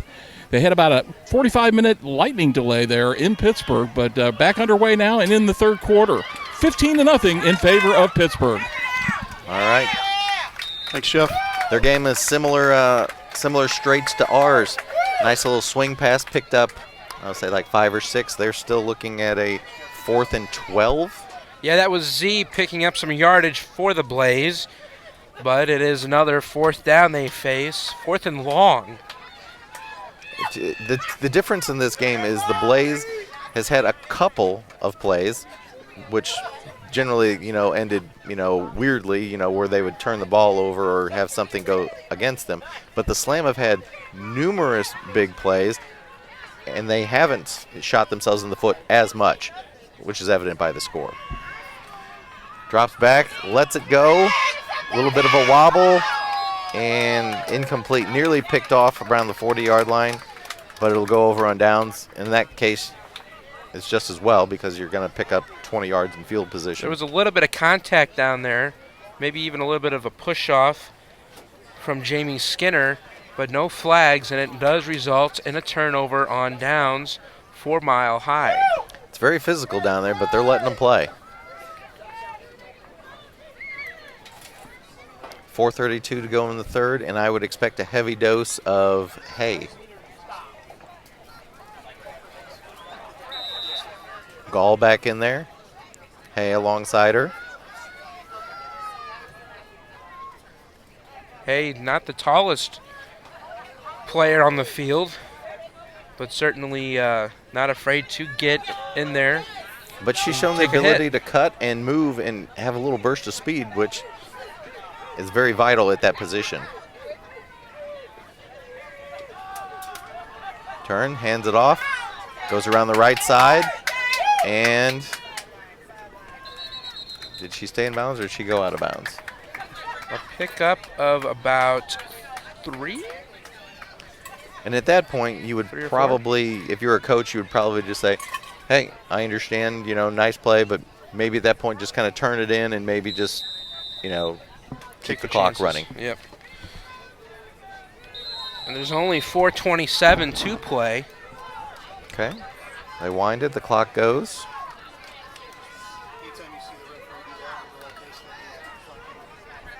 Once again, hand off to Hay. This time she breaks across the middle. First down. And that'll move the sticks. Bodies are flying.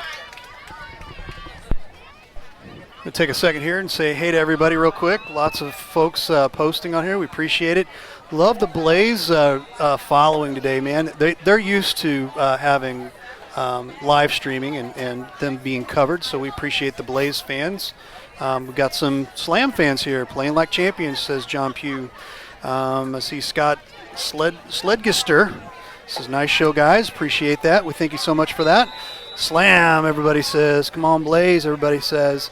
So appreciate that. Scott Lotta even says like and share. How about that? That's wise, I'm telling you. I'm telling you. And I wonder if John has any relationship to Tiffany Pugh. Yeah. Well, we'll ask him. 6 for the John, Slam. is there a relation, if you're still listening? All right, just like Steven Jackson back in the day. Gall's just turning around and handing it off to Hay. Hay just ripped off another 4 or 5 yard gain. Right now, I think the Blaze defense, I think they're just tired. I see a lot of standing around, a lot of hands on the hips. The sun has gone down, but it is still very muggy. And when you've got all that gear on and you're sweating, sure, it's just got to wear you down. But there's still a lot of time if they can get a stop here and perhaps get something going, which we haven't seen much from the Blaze. Their offense needs to be a little more consistent and, you know, stay on the field. Ooh, nice tackle in the backfield. They wrapped up, 2 defenders converged, and that time Hay gets nothing. And Tiffany Pugh is his daughter. John Pugh, we appreciate you chiming in. Hey, make sure you tell all the rest of your family and friends, like and share. Absolutely, absolutely. We are new to this a little bit, but we've been around since September of last year. Did a handful of football games, and we've finished a full season of basketball, a full season of baseball. Now we're in the summer of baseball, but we're also doing this St. Louis Slam game, and we appreciate everybody tuning in. Gall has, Gall had somebody open right down the seam, but elected to go into double coverage and overthrew her receiver. And it's 4th down, 4th and about 5. What do you think they're going to do here? Bringing them on. Field goal. This is an awful long try after she was short on the other end. Maybe she's going after redemption here. She's going to kick it a little bit harder. Or are they going to go for it? This could be one of those flip it and run out to the side and pick up the first down. Field goal. I see her play on defense. She's got speed. This will be about a 40-yard field goal, maybe 41. Boots it. Got it. Just over the crossbar. How about that? She's like, I got this. How about that? Redemption from missing the first one, picks that one up. Her team 27 now. And then you're watching the Eastern Conference Championship game on live stream STL. St. Louis 27, Mile High, nothing.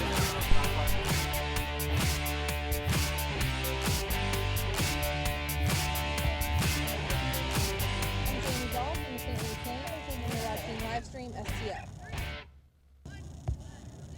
Hi, I'm Taylor Hay, and you were watching the St. Louis Slam women's football team on live stream STL. Hi there, it's Kiana Smith of St. Louis Professional Women's Tackle Football Team, and you're watching our game here on live stream STL.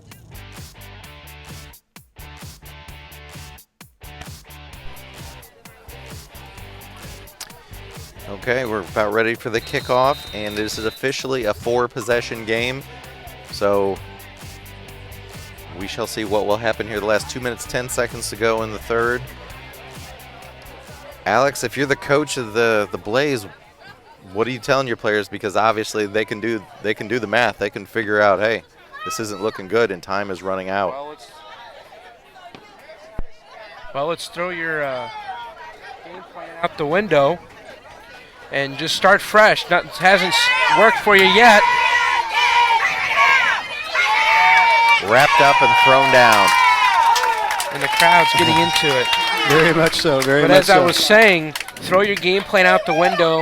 It hasn't worked. You're down 27 late in the third, about 14 minutes to play here. And you really just got to come up with a new plan. Start looking to different players maybe. Different plays you've never really ran or practiced much, and just hope for the best. As it's starting to get crunch time. Well, they came in, they were heavily, like the Slam, they wanted to establish a running game, but when you're down this much, you're not going to be able to subsist on, 5 to 7 yard gains. Not that they were getting that early, but now you really need to open up that playbook for, like you said, some of the things you may not have practiced that much. Because this Blaze team is 8-1. They are Right. more than capable of pulling it off. Long attempt, falls incomplete. I've got an update from the other playoff game here, Detroit. 80-yard run, touchdown run. The point after was good.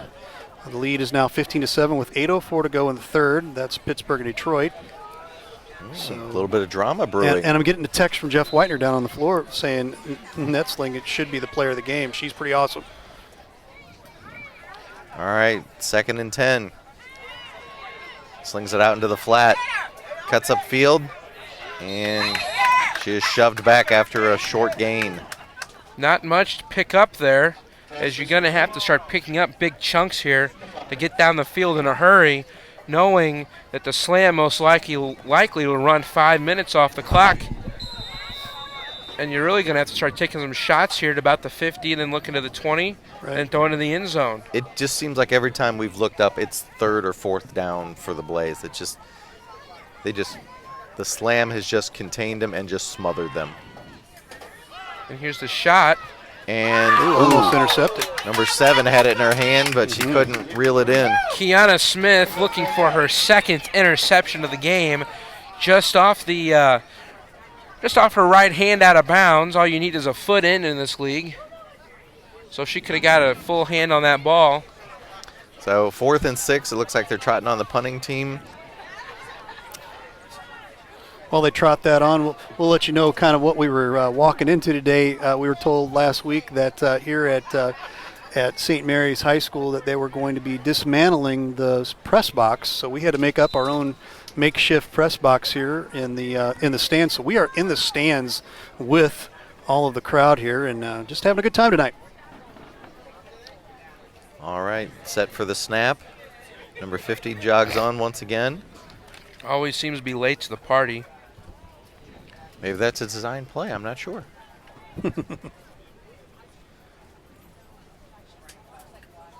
Snap back, received. They are, in fact, Low kick. Picked up, spun, coming back to the left side, the flag flies. I'm going to guess that's a block in the back as she cuts back and ends up about 35, 36-yard line.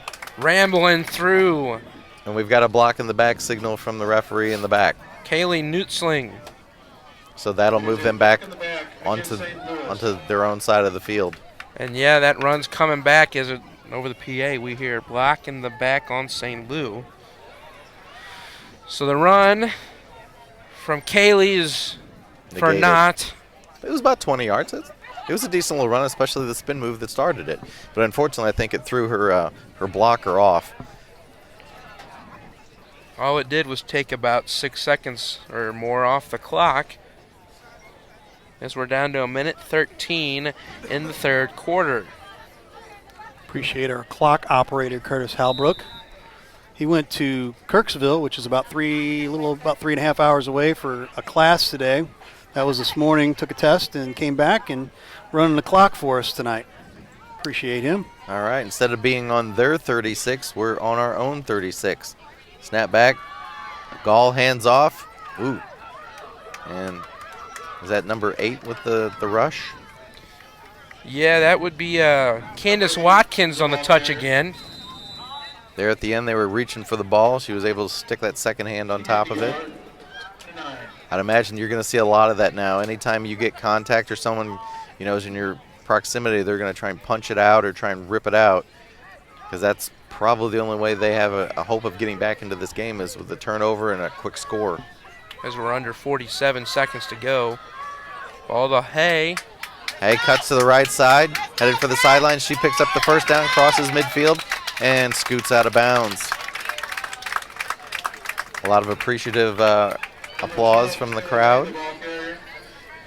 Hay coming back in, making that run very effective, running more time off the clock. What do you think she's got? She's got over 100 yards, you think? Yeah.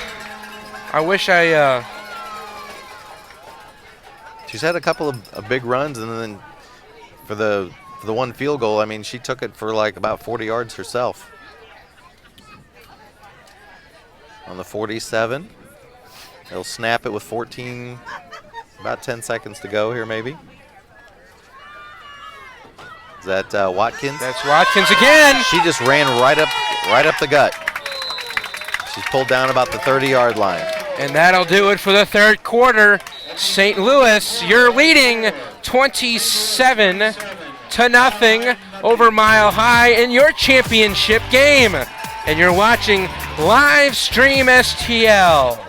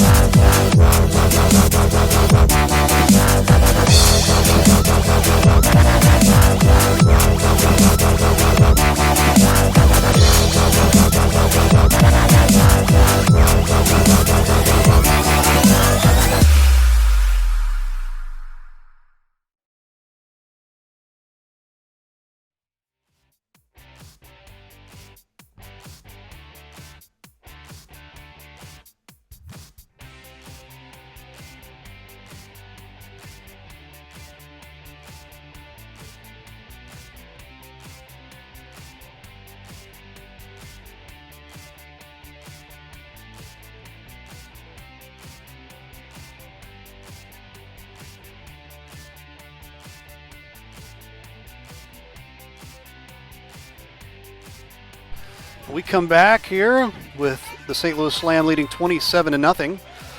Appreciate everybody on the Facebook waves. Lots of folks chiming in. Appreciate that. Some dude named Hal Neisler. Is that Daddy over there? Hold on here. Let me get your camera or your microphone. Oh, man. Let's see. Yeah. There you go. Watching from Oklahoma. All right, run down formation. There we go. And Hay goes off the left side. Ooh, nice open field tackle. Takes her down for no gain. We haven't said that much tonight. No gain for Hay. It seems like maybe once or twice. She keeps churning, and she turns something into nothing. PA Right now, I'm announcers cutting in and cutting out there. We're losing him. I'm just wondering if there's enough, able-bodied, people over here, players for the Blaze, because they've sustained a lot of critical injuries tonight.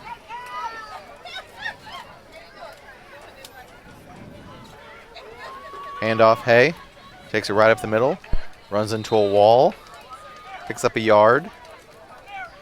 So Hay, the ball carrier again. As the clock continues to run, now we're in the fourth quarter. So it's 15-minute quarters rather than 12 in high school. 24 sprints onto the field for the Blaze. Still a lot of energy that I'm seeing from these players, hustling around, sprinting to their positions in the formation. As much as they had to be sapped earlier with as hot as it was, still a lot of fight in both teams. So it's 3rd down and 9, and there's a timeout called again. This time by the Slam. By St. Louis. St. Lou, the timeout's for you. The water distributors running on the field. Everybody's like, yeah, you're going to need more than that. Get out your 50-50 tickets. Get out your 50-50 I think the tickets. water truck is trying to get out there for them, but they just can't find a way to get on this field without tearing a fence out. And it is a beautiful field here at St. Mary's. I got to say, between this and then the baseball field right behind it, it is a gorgeous campus. Very nicely done.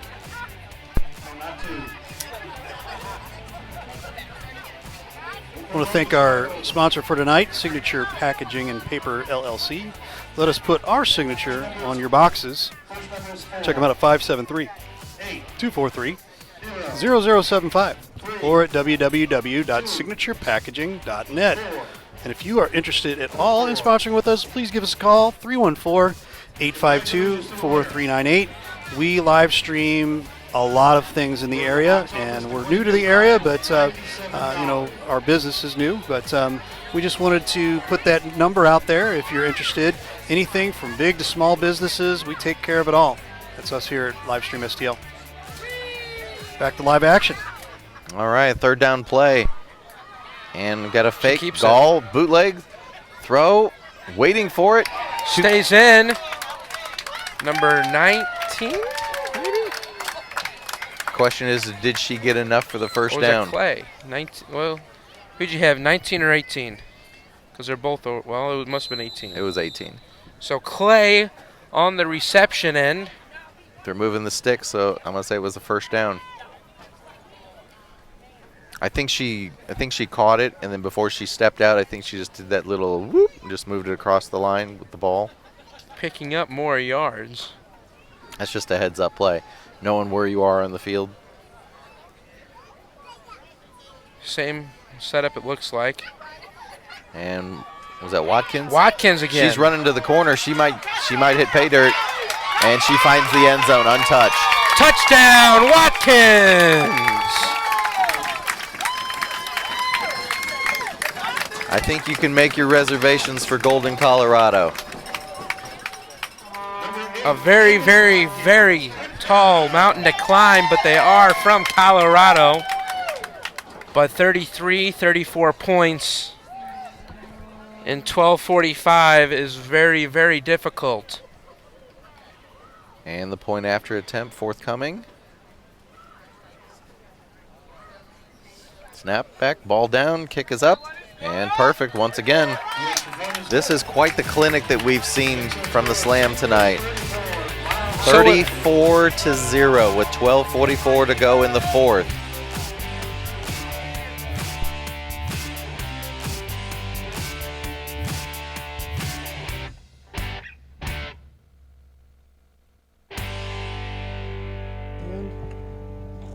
Hi, my name is Caitlin Erickson with the St. Louis Slam, and you're watching Livestream STL. Yeah. Hi there, it's Kiana Smith of St. Louis Professional Women's Tackle Football Team, and you're watching our game here on Livestream STL. Hi, I'm Taylor Hay, and you are watching the St. Louis Slam women's football team on Livestream STL.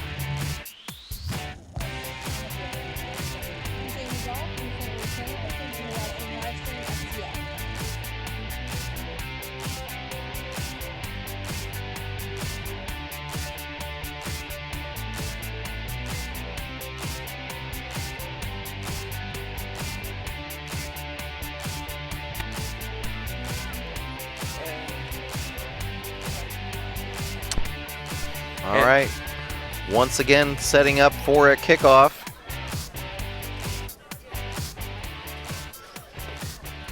So, who is Jeff saying the MVP should be? The kicker for the kicker here. Yeah. Newt Slinger. Been busy. Boots it from the 35. It goes down to about the 15. Return very quickly.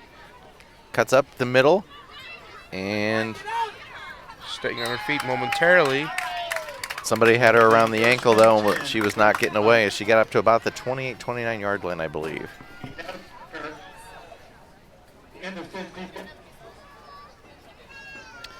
The PA announcer's trying to say something, but it's cutting out. Our sports media, tonight's winner is donating the winnings back to the Slam.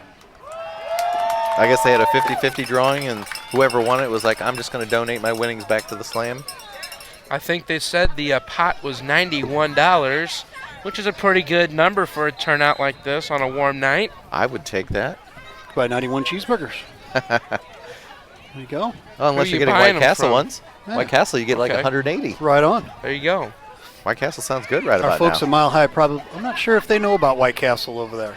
So at this point, the Slam can just pin back their ears and just like, wow. Brought down from behind. 45. Hockaday. She has been a beast tonight. I mean, she has been everywhere, disrupting the offense of the Blaze all night. Now we're starting to see some urgency from the Blaze. They're going to no huddle. They're just going out there, running the play. Gain of 1 on that last play. But like I said, the Slam defenders can basically just, pin back their ears and like, okay, we're going for the quarterback because they know they have to throw. Steps up, throws it, and picked off. Is that number 10? That's what I'm rolling with, number 10. Number 10, Jamie Skinner with the interception. She was looking back at the quarterback, just stepped in front of the pass. And just like that, another turnover. That's pretty much been the story of the game for the Blaze. They just have not been able to overcome their mistakes. And that's really unfortunate for them. They're such a good team making it this far, being 8-1 walking in here, and just not being able to muster up anything to get points on the board this far. Yeah, and the only common opponent these two teams played was the Titans, and they both played close games initially and won, but that was the one loss that the Blaze suffered was at the hands of the Titans.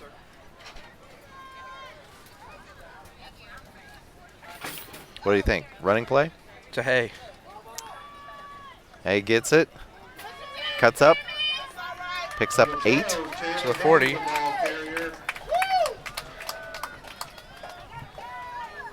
She picks up 8. And they're not going to a huddle. 2nd and 2. They're just setting up at the line. 11:30 to go. 2 wide receivers over to the left side. Basically just to spread it out a little bit. Straight up the gut. A little bit off the right side. Hay again. She threw a little bit of a stiff arm there at the end. She wanted a couple more yards. 3 on the play. That's a slam. So another first down for St. Lou. Who's hobbling off here for the Blaze, number 3? I always see Hay going off to the sidelines. Over here. For the Blaze, rather. Okay. Blaze, yeah. Okay. I think it was number 3 over here taking a knee in front of us. Like I said, if you've not witnessed one of these games in person, they are very physical. These ladies are throwing. Ooh. Oh, bad snap. But Gall was smart. She just laid on it. She was like, we'll live to make it. We'll just live to do another play. And they've shown the ability to make up these long conversion attempts. It's only 2nd down. They've lost 5 on that one. But they just keep punching it and keep rolling, and they found their way to the end zone multiple times by it. And usually when they have these situations where they need big chunks, they go to Watkins, and she's in there now. trip receivers on the left side.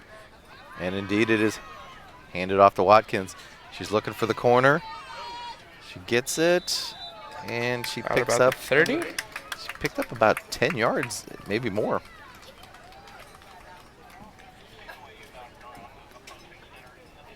So that'll put them in a third and very manageable. About the 31 where she went out.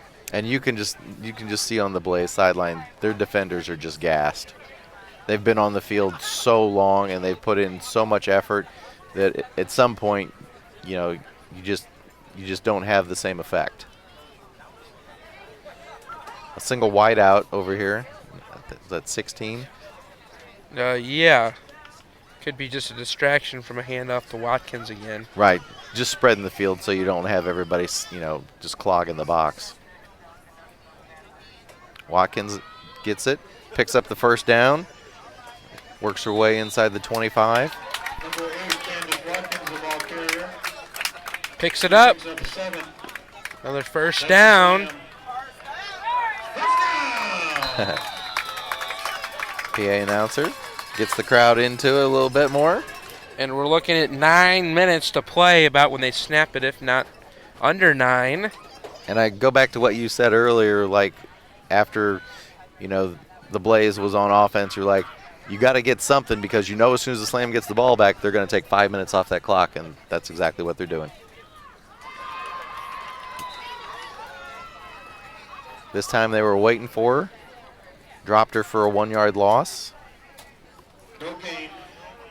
And she's still down. She's fine. She's just tired. Maybe. She's done a lot of running. Oh. Well, there's also a player down for the Blaze at the 20-yard line. That's Watkins rolling around out there, and yeah, Watkins got picked up by one of her Slam teammates, but somebody for the Blaze. Oh, actually, I think that's a Slam player down. I'm unable to get a number. 74, number 74. I think it's a cramp, I think is what it is. Washington, Antonia Washington. She's down.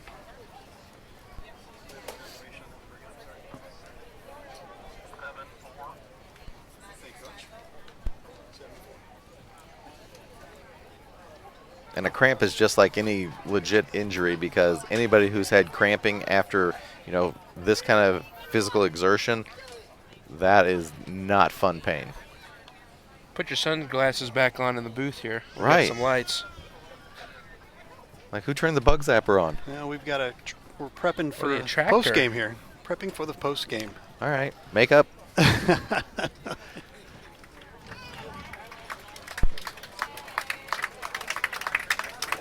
I think she's up to a knee. So Washington is being helped off the field by her coaching staff and the medical trainer.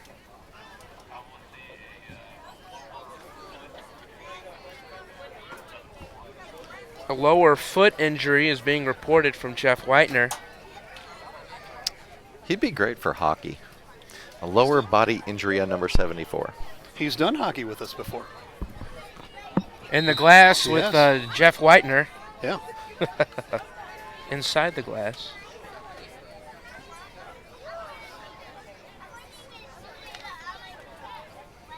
All right, looks like 33 is checked into the game for the Slam.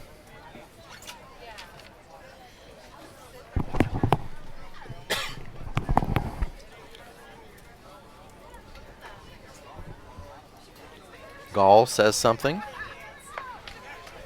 Everybody's down in their stance. Second down.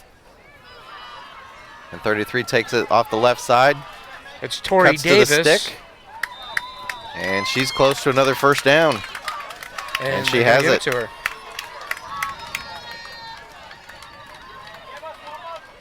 I think we've mostly seen her on the defensive side of the ball, but she looked to have nice reserves of speed right there. She scooted right to the marker.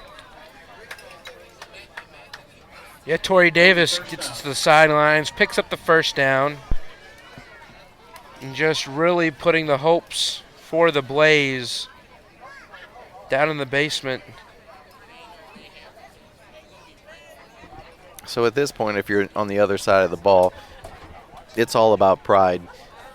You know the realistically, you probably don't have a chance, barring something phenomenal.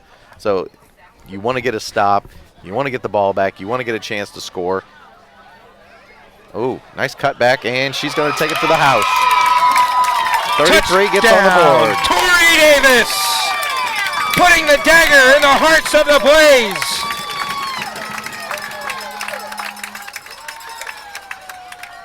As what was a 34-0 is now to 40-0. Could be 41 pending the PA.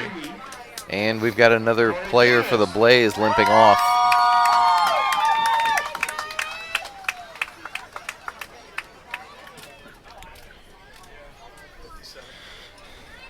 And number 57.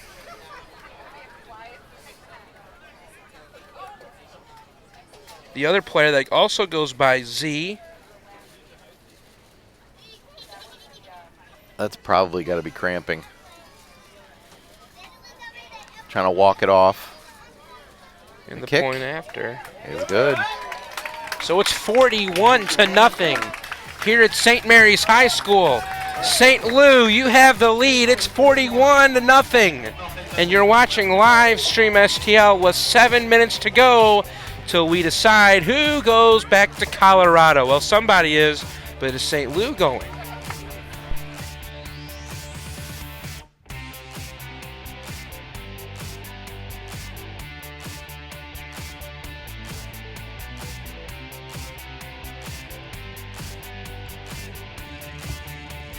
Hi, I'm Taylor Hay, and you are watching the St. Louis Slam women's football team on live stream STL. Hi there, it's Kiana Smith of St. Louis professional women's tackle football team, and you're watching our brand new on live stream STL. I'm Jamie Goff from the St. Louis Slam, and you're watching live stream STL. Hi, my name is Caitlin Erickson with the St. Louis Slam, and you're watching live stream STL. Welcome back to live stream STL's coverage of the championship game. We're just about ready to kick it away.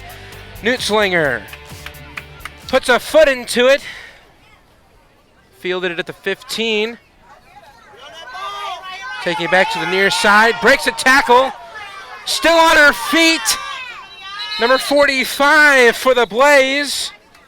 After the return, Morgan Darden takes it from the 15 up to just around the 45. Could be at the 43.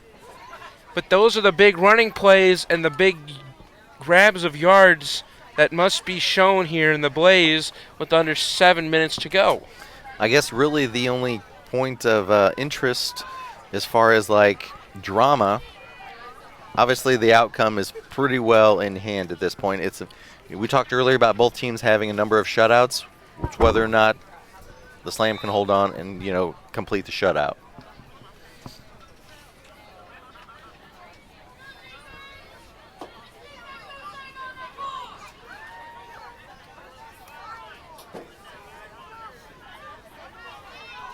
Trip receivers to the right.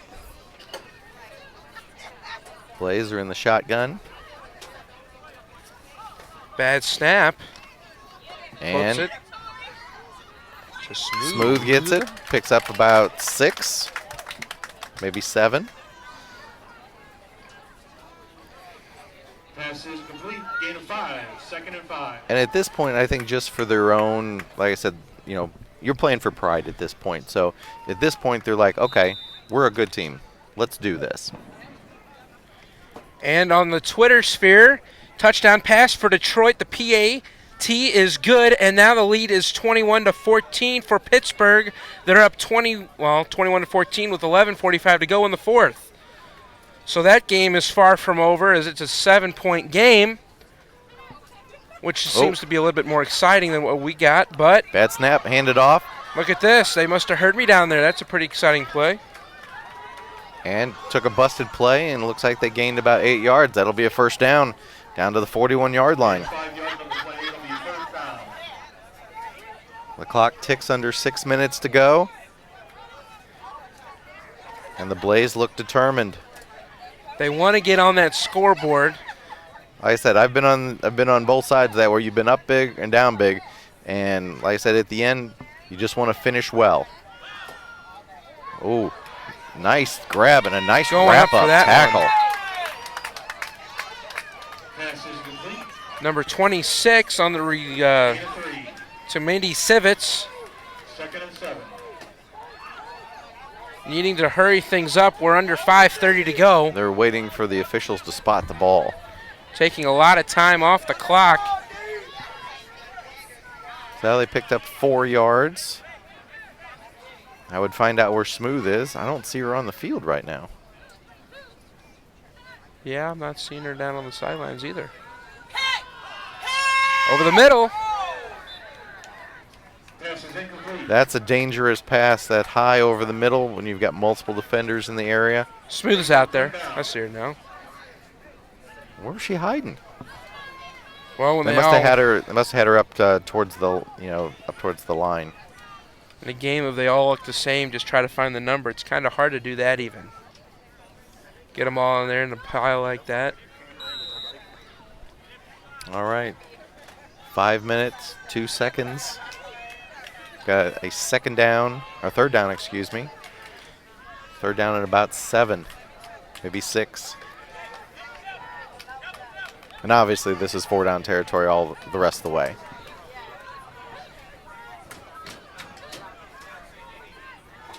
Snap back. Good protection. Steps up, she's just gonna run it. Looking for a blocker. And run out of bounds. Probably actually lost a yard. Possibly. It looked like she had something there, and then the defense converged. A lot of pride on both sides of the ball here tonight. Because I'm sure in the minds of the Slam players, they're like, yeah, we've held you this long. We want to hold you the rest of the way. 33, who scored that touchdown on offense for the Slam, is out there on defense. A little more deliberate now in the huddle. 4th down. It's do or die here.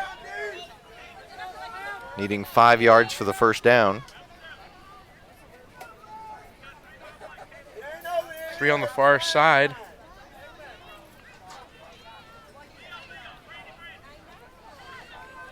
Showing blitz. Picked up. And it's picked off. An interception for Nutzinger. For Nutzling. Nutzling picks it off, and that should just about do it. She says, I'm not just a kicker.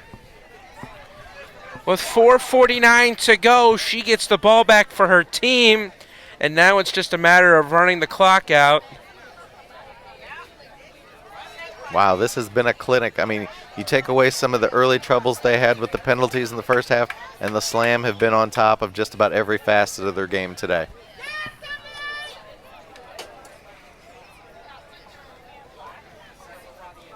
So after the interception, they'll take over on the 15-yard line. I don't see Hay in there, so I'm going to guess that Watkins is probably going to get some more carries. Watkins is in the backfield. First down from the 15. And there's a flag. Delay the game against St. Louis. And it's a delay of the game penalty for St. Lou.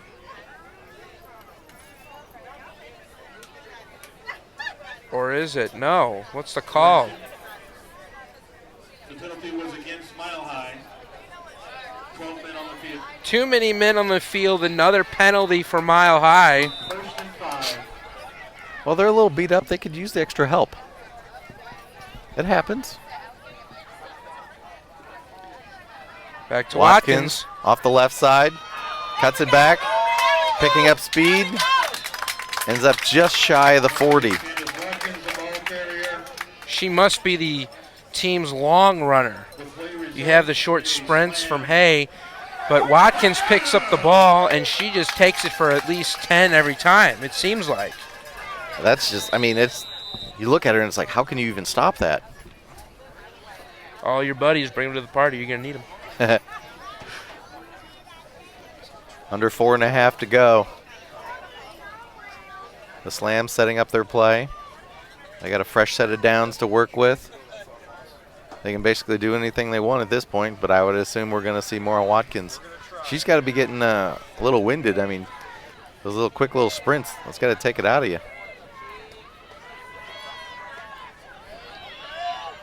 Wow, another first down. Who was that?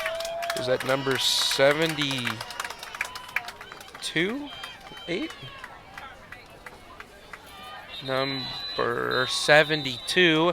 That would be Cherie Miller getting the handoff. And we got a timeout by the Blaze. Number 72.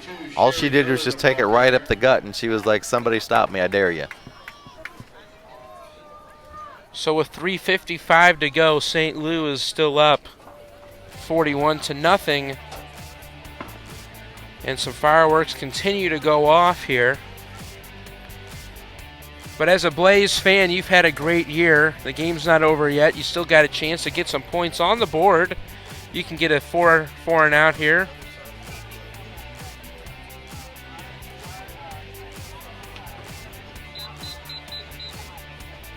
But this Slam team, you know, is just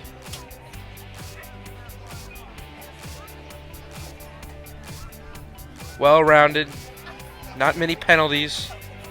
They hand it to Hay. They hand it to Watkins. Smith on defense. And even Price, she gets in there with a touch now and then. And it's just hard to bring him down. I'm going to jump over here to the Facebook waves real quick. Say hi to everybody.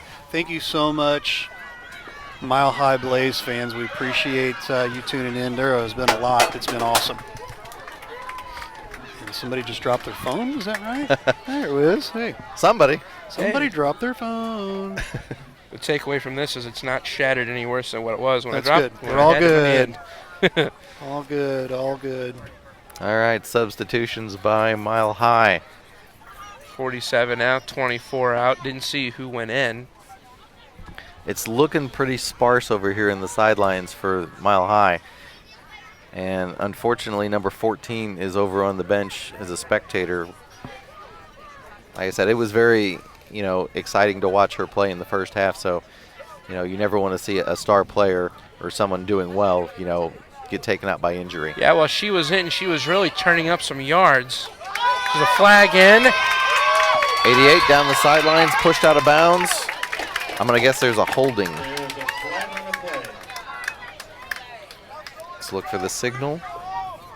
But yeah, Formal is a very well-rounded player. Very unfortunate for her to go out. As they put her in there, she had a handful of good runs.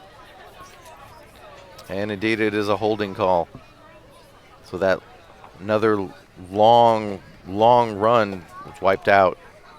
We've seen a lot of that tonight.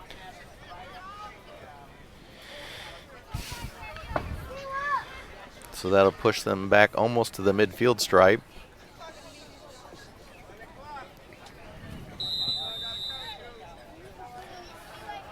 Under 3 minutes to play.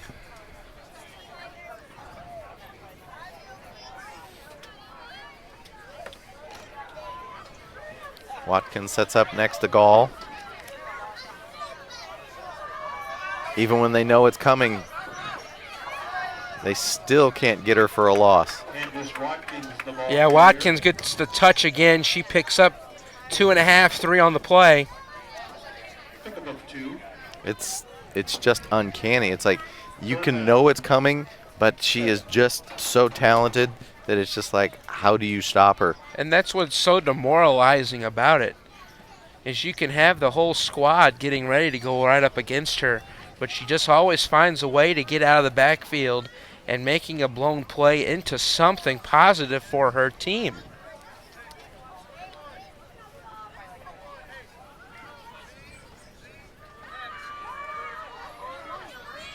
And is that 18 or 19 who That's carried the ball? 19. And looks like there was a fumble. Erica Padilla. And the ball is turned over. Mile Fumbled High by will her. We'll go the other direction. They'll start over about the 42. So here you go, Mile High. You get a chance with a minute 32, or a minute 31 rather, to put some points on the board and not walk out of here empty-handed. Very, very shocked by the score line, knowing that St. Louis was 9-0 and the Blaze was 8-1. I was thinking that this game would be a much closer game. I was also expecting probably a lower scoring game. So when we had that 7-0 and then that big interception return, obviously that swung it. But, I mean, that could have, who knows, if they score there, maybe that puts the momentum in their favor. Who knows, maybe it's a completely different ball game. Well, again, it goes back to the turning point from Smith when she picked it off the 5-yard line and took it all the way back. Oh, man. Running play up the middle. Gain of 1 maybe. That ball went to Marissa Glenn.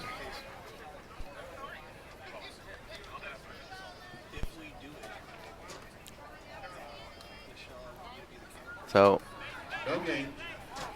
Second out. with just over a minute to go, I mean, do they take any shots here, or do they just okay, we don't want to get anybody hurt? It depends if they want to walk out of here with anything. Under center.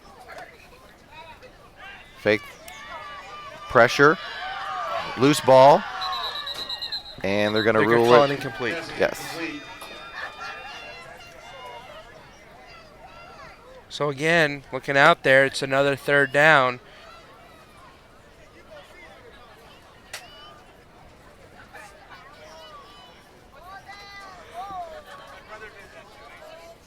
And I know everyone here, for the most part, in this stadium is, very pro Slam. But I would kind of like to see Smooth get one more shot at the ball, just because she was an exciting player, just like we talked about Formal earlier for Mile High. Yeah, if Formal stays healthy and stays in this game, I wouldn't bet on the score being 41-0 with 49 to go. Well, because she's a two-way player, so who knows what she could have influenced on the defensive side. Exactly that.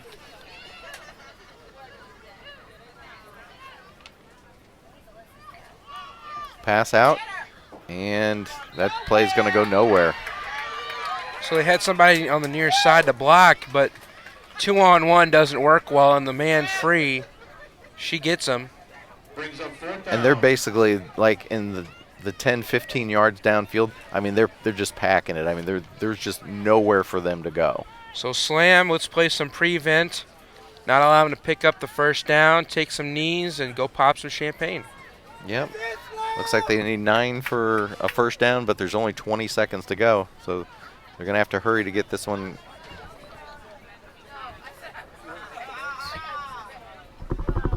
And just like their night, with a bad snap. Oh, she's got the 1st down and more! And she's taken down with 2 seconds to go. The timeout called, or they're going to reset the chains. But it's a 1st down for Mile High. But I would take the timeout here with 2 seconds to go. Set yourself up for a Hail Mary. that was the effort and the plays we needed to see throughout this whole 3rd quarter. But when you run 12 plays and you only get 1 to do that. But it was a busted play, too, because it was a bad snap. And that's it. And there's your ball game. The Slam. No, they're calling a timeout. Timeout. This game is not over. This game is not over. Timeout taken by the Blaze. We got 2 seconds to go. You got to have one more play. As much fun as this game has been, I'm okay with one more play. I want to see. And if nothing else, drop them back and see what we get on this Hail Mary. And who's your best passer? This allows the Slam to get in some ladies that haven't played much. Would this be a good time for the Philly special? If you know what, if you got a play that you know you can get some points on the board, I'd go ahead and do it. Exactly. The Philly special, the Hail Mary, the Statue of Liberty, the flea flicker, anything you got, throw it at them.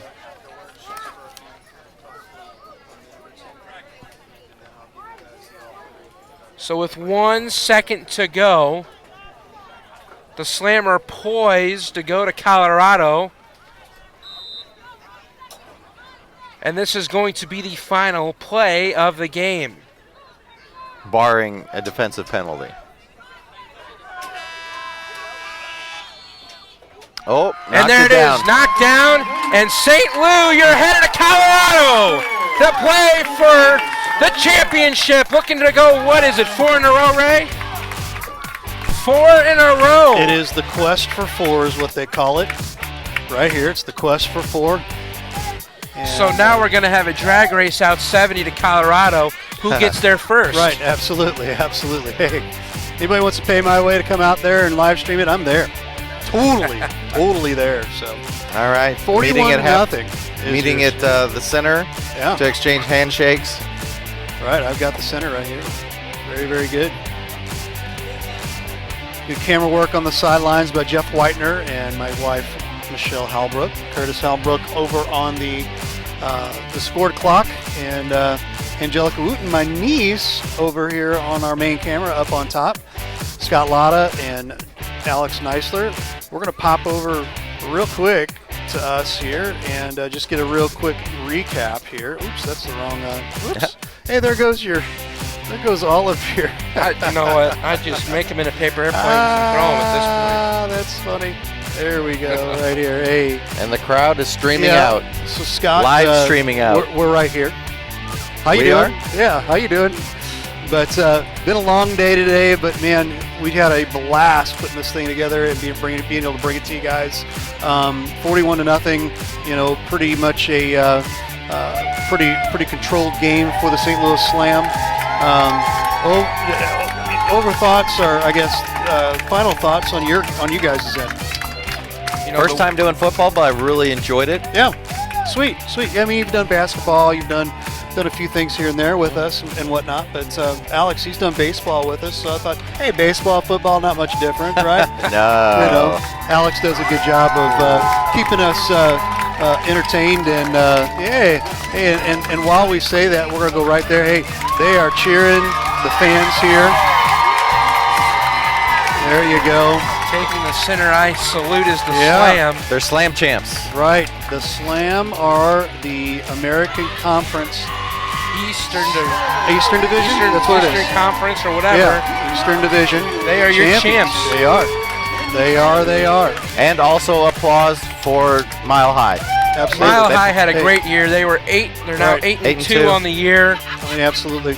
You had a few injuries that really set you back. A lot of penalties that also set you back.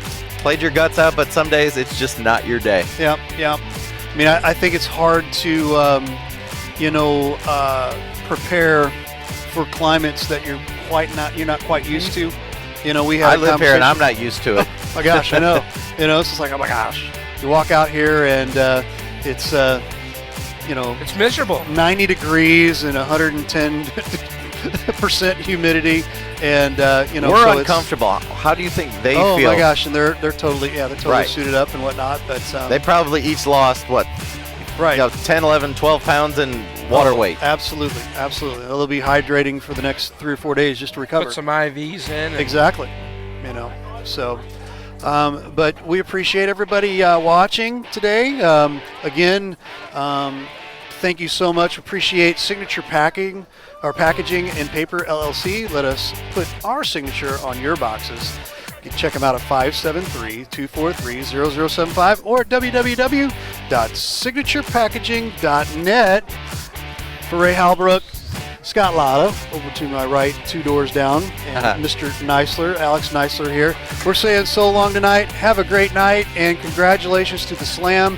Great season for the Mile High Blaze, and we will see you soon. Have a great night.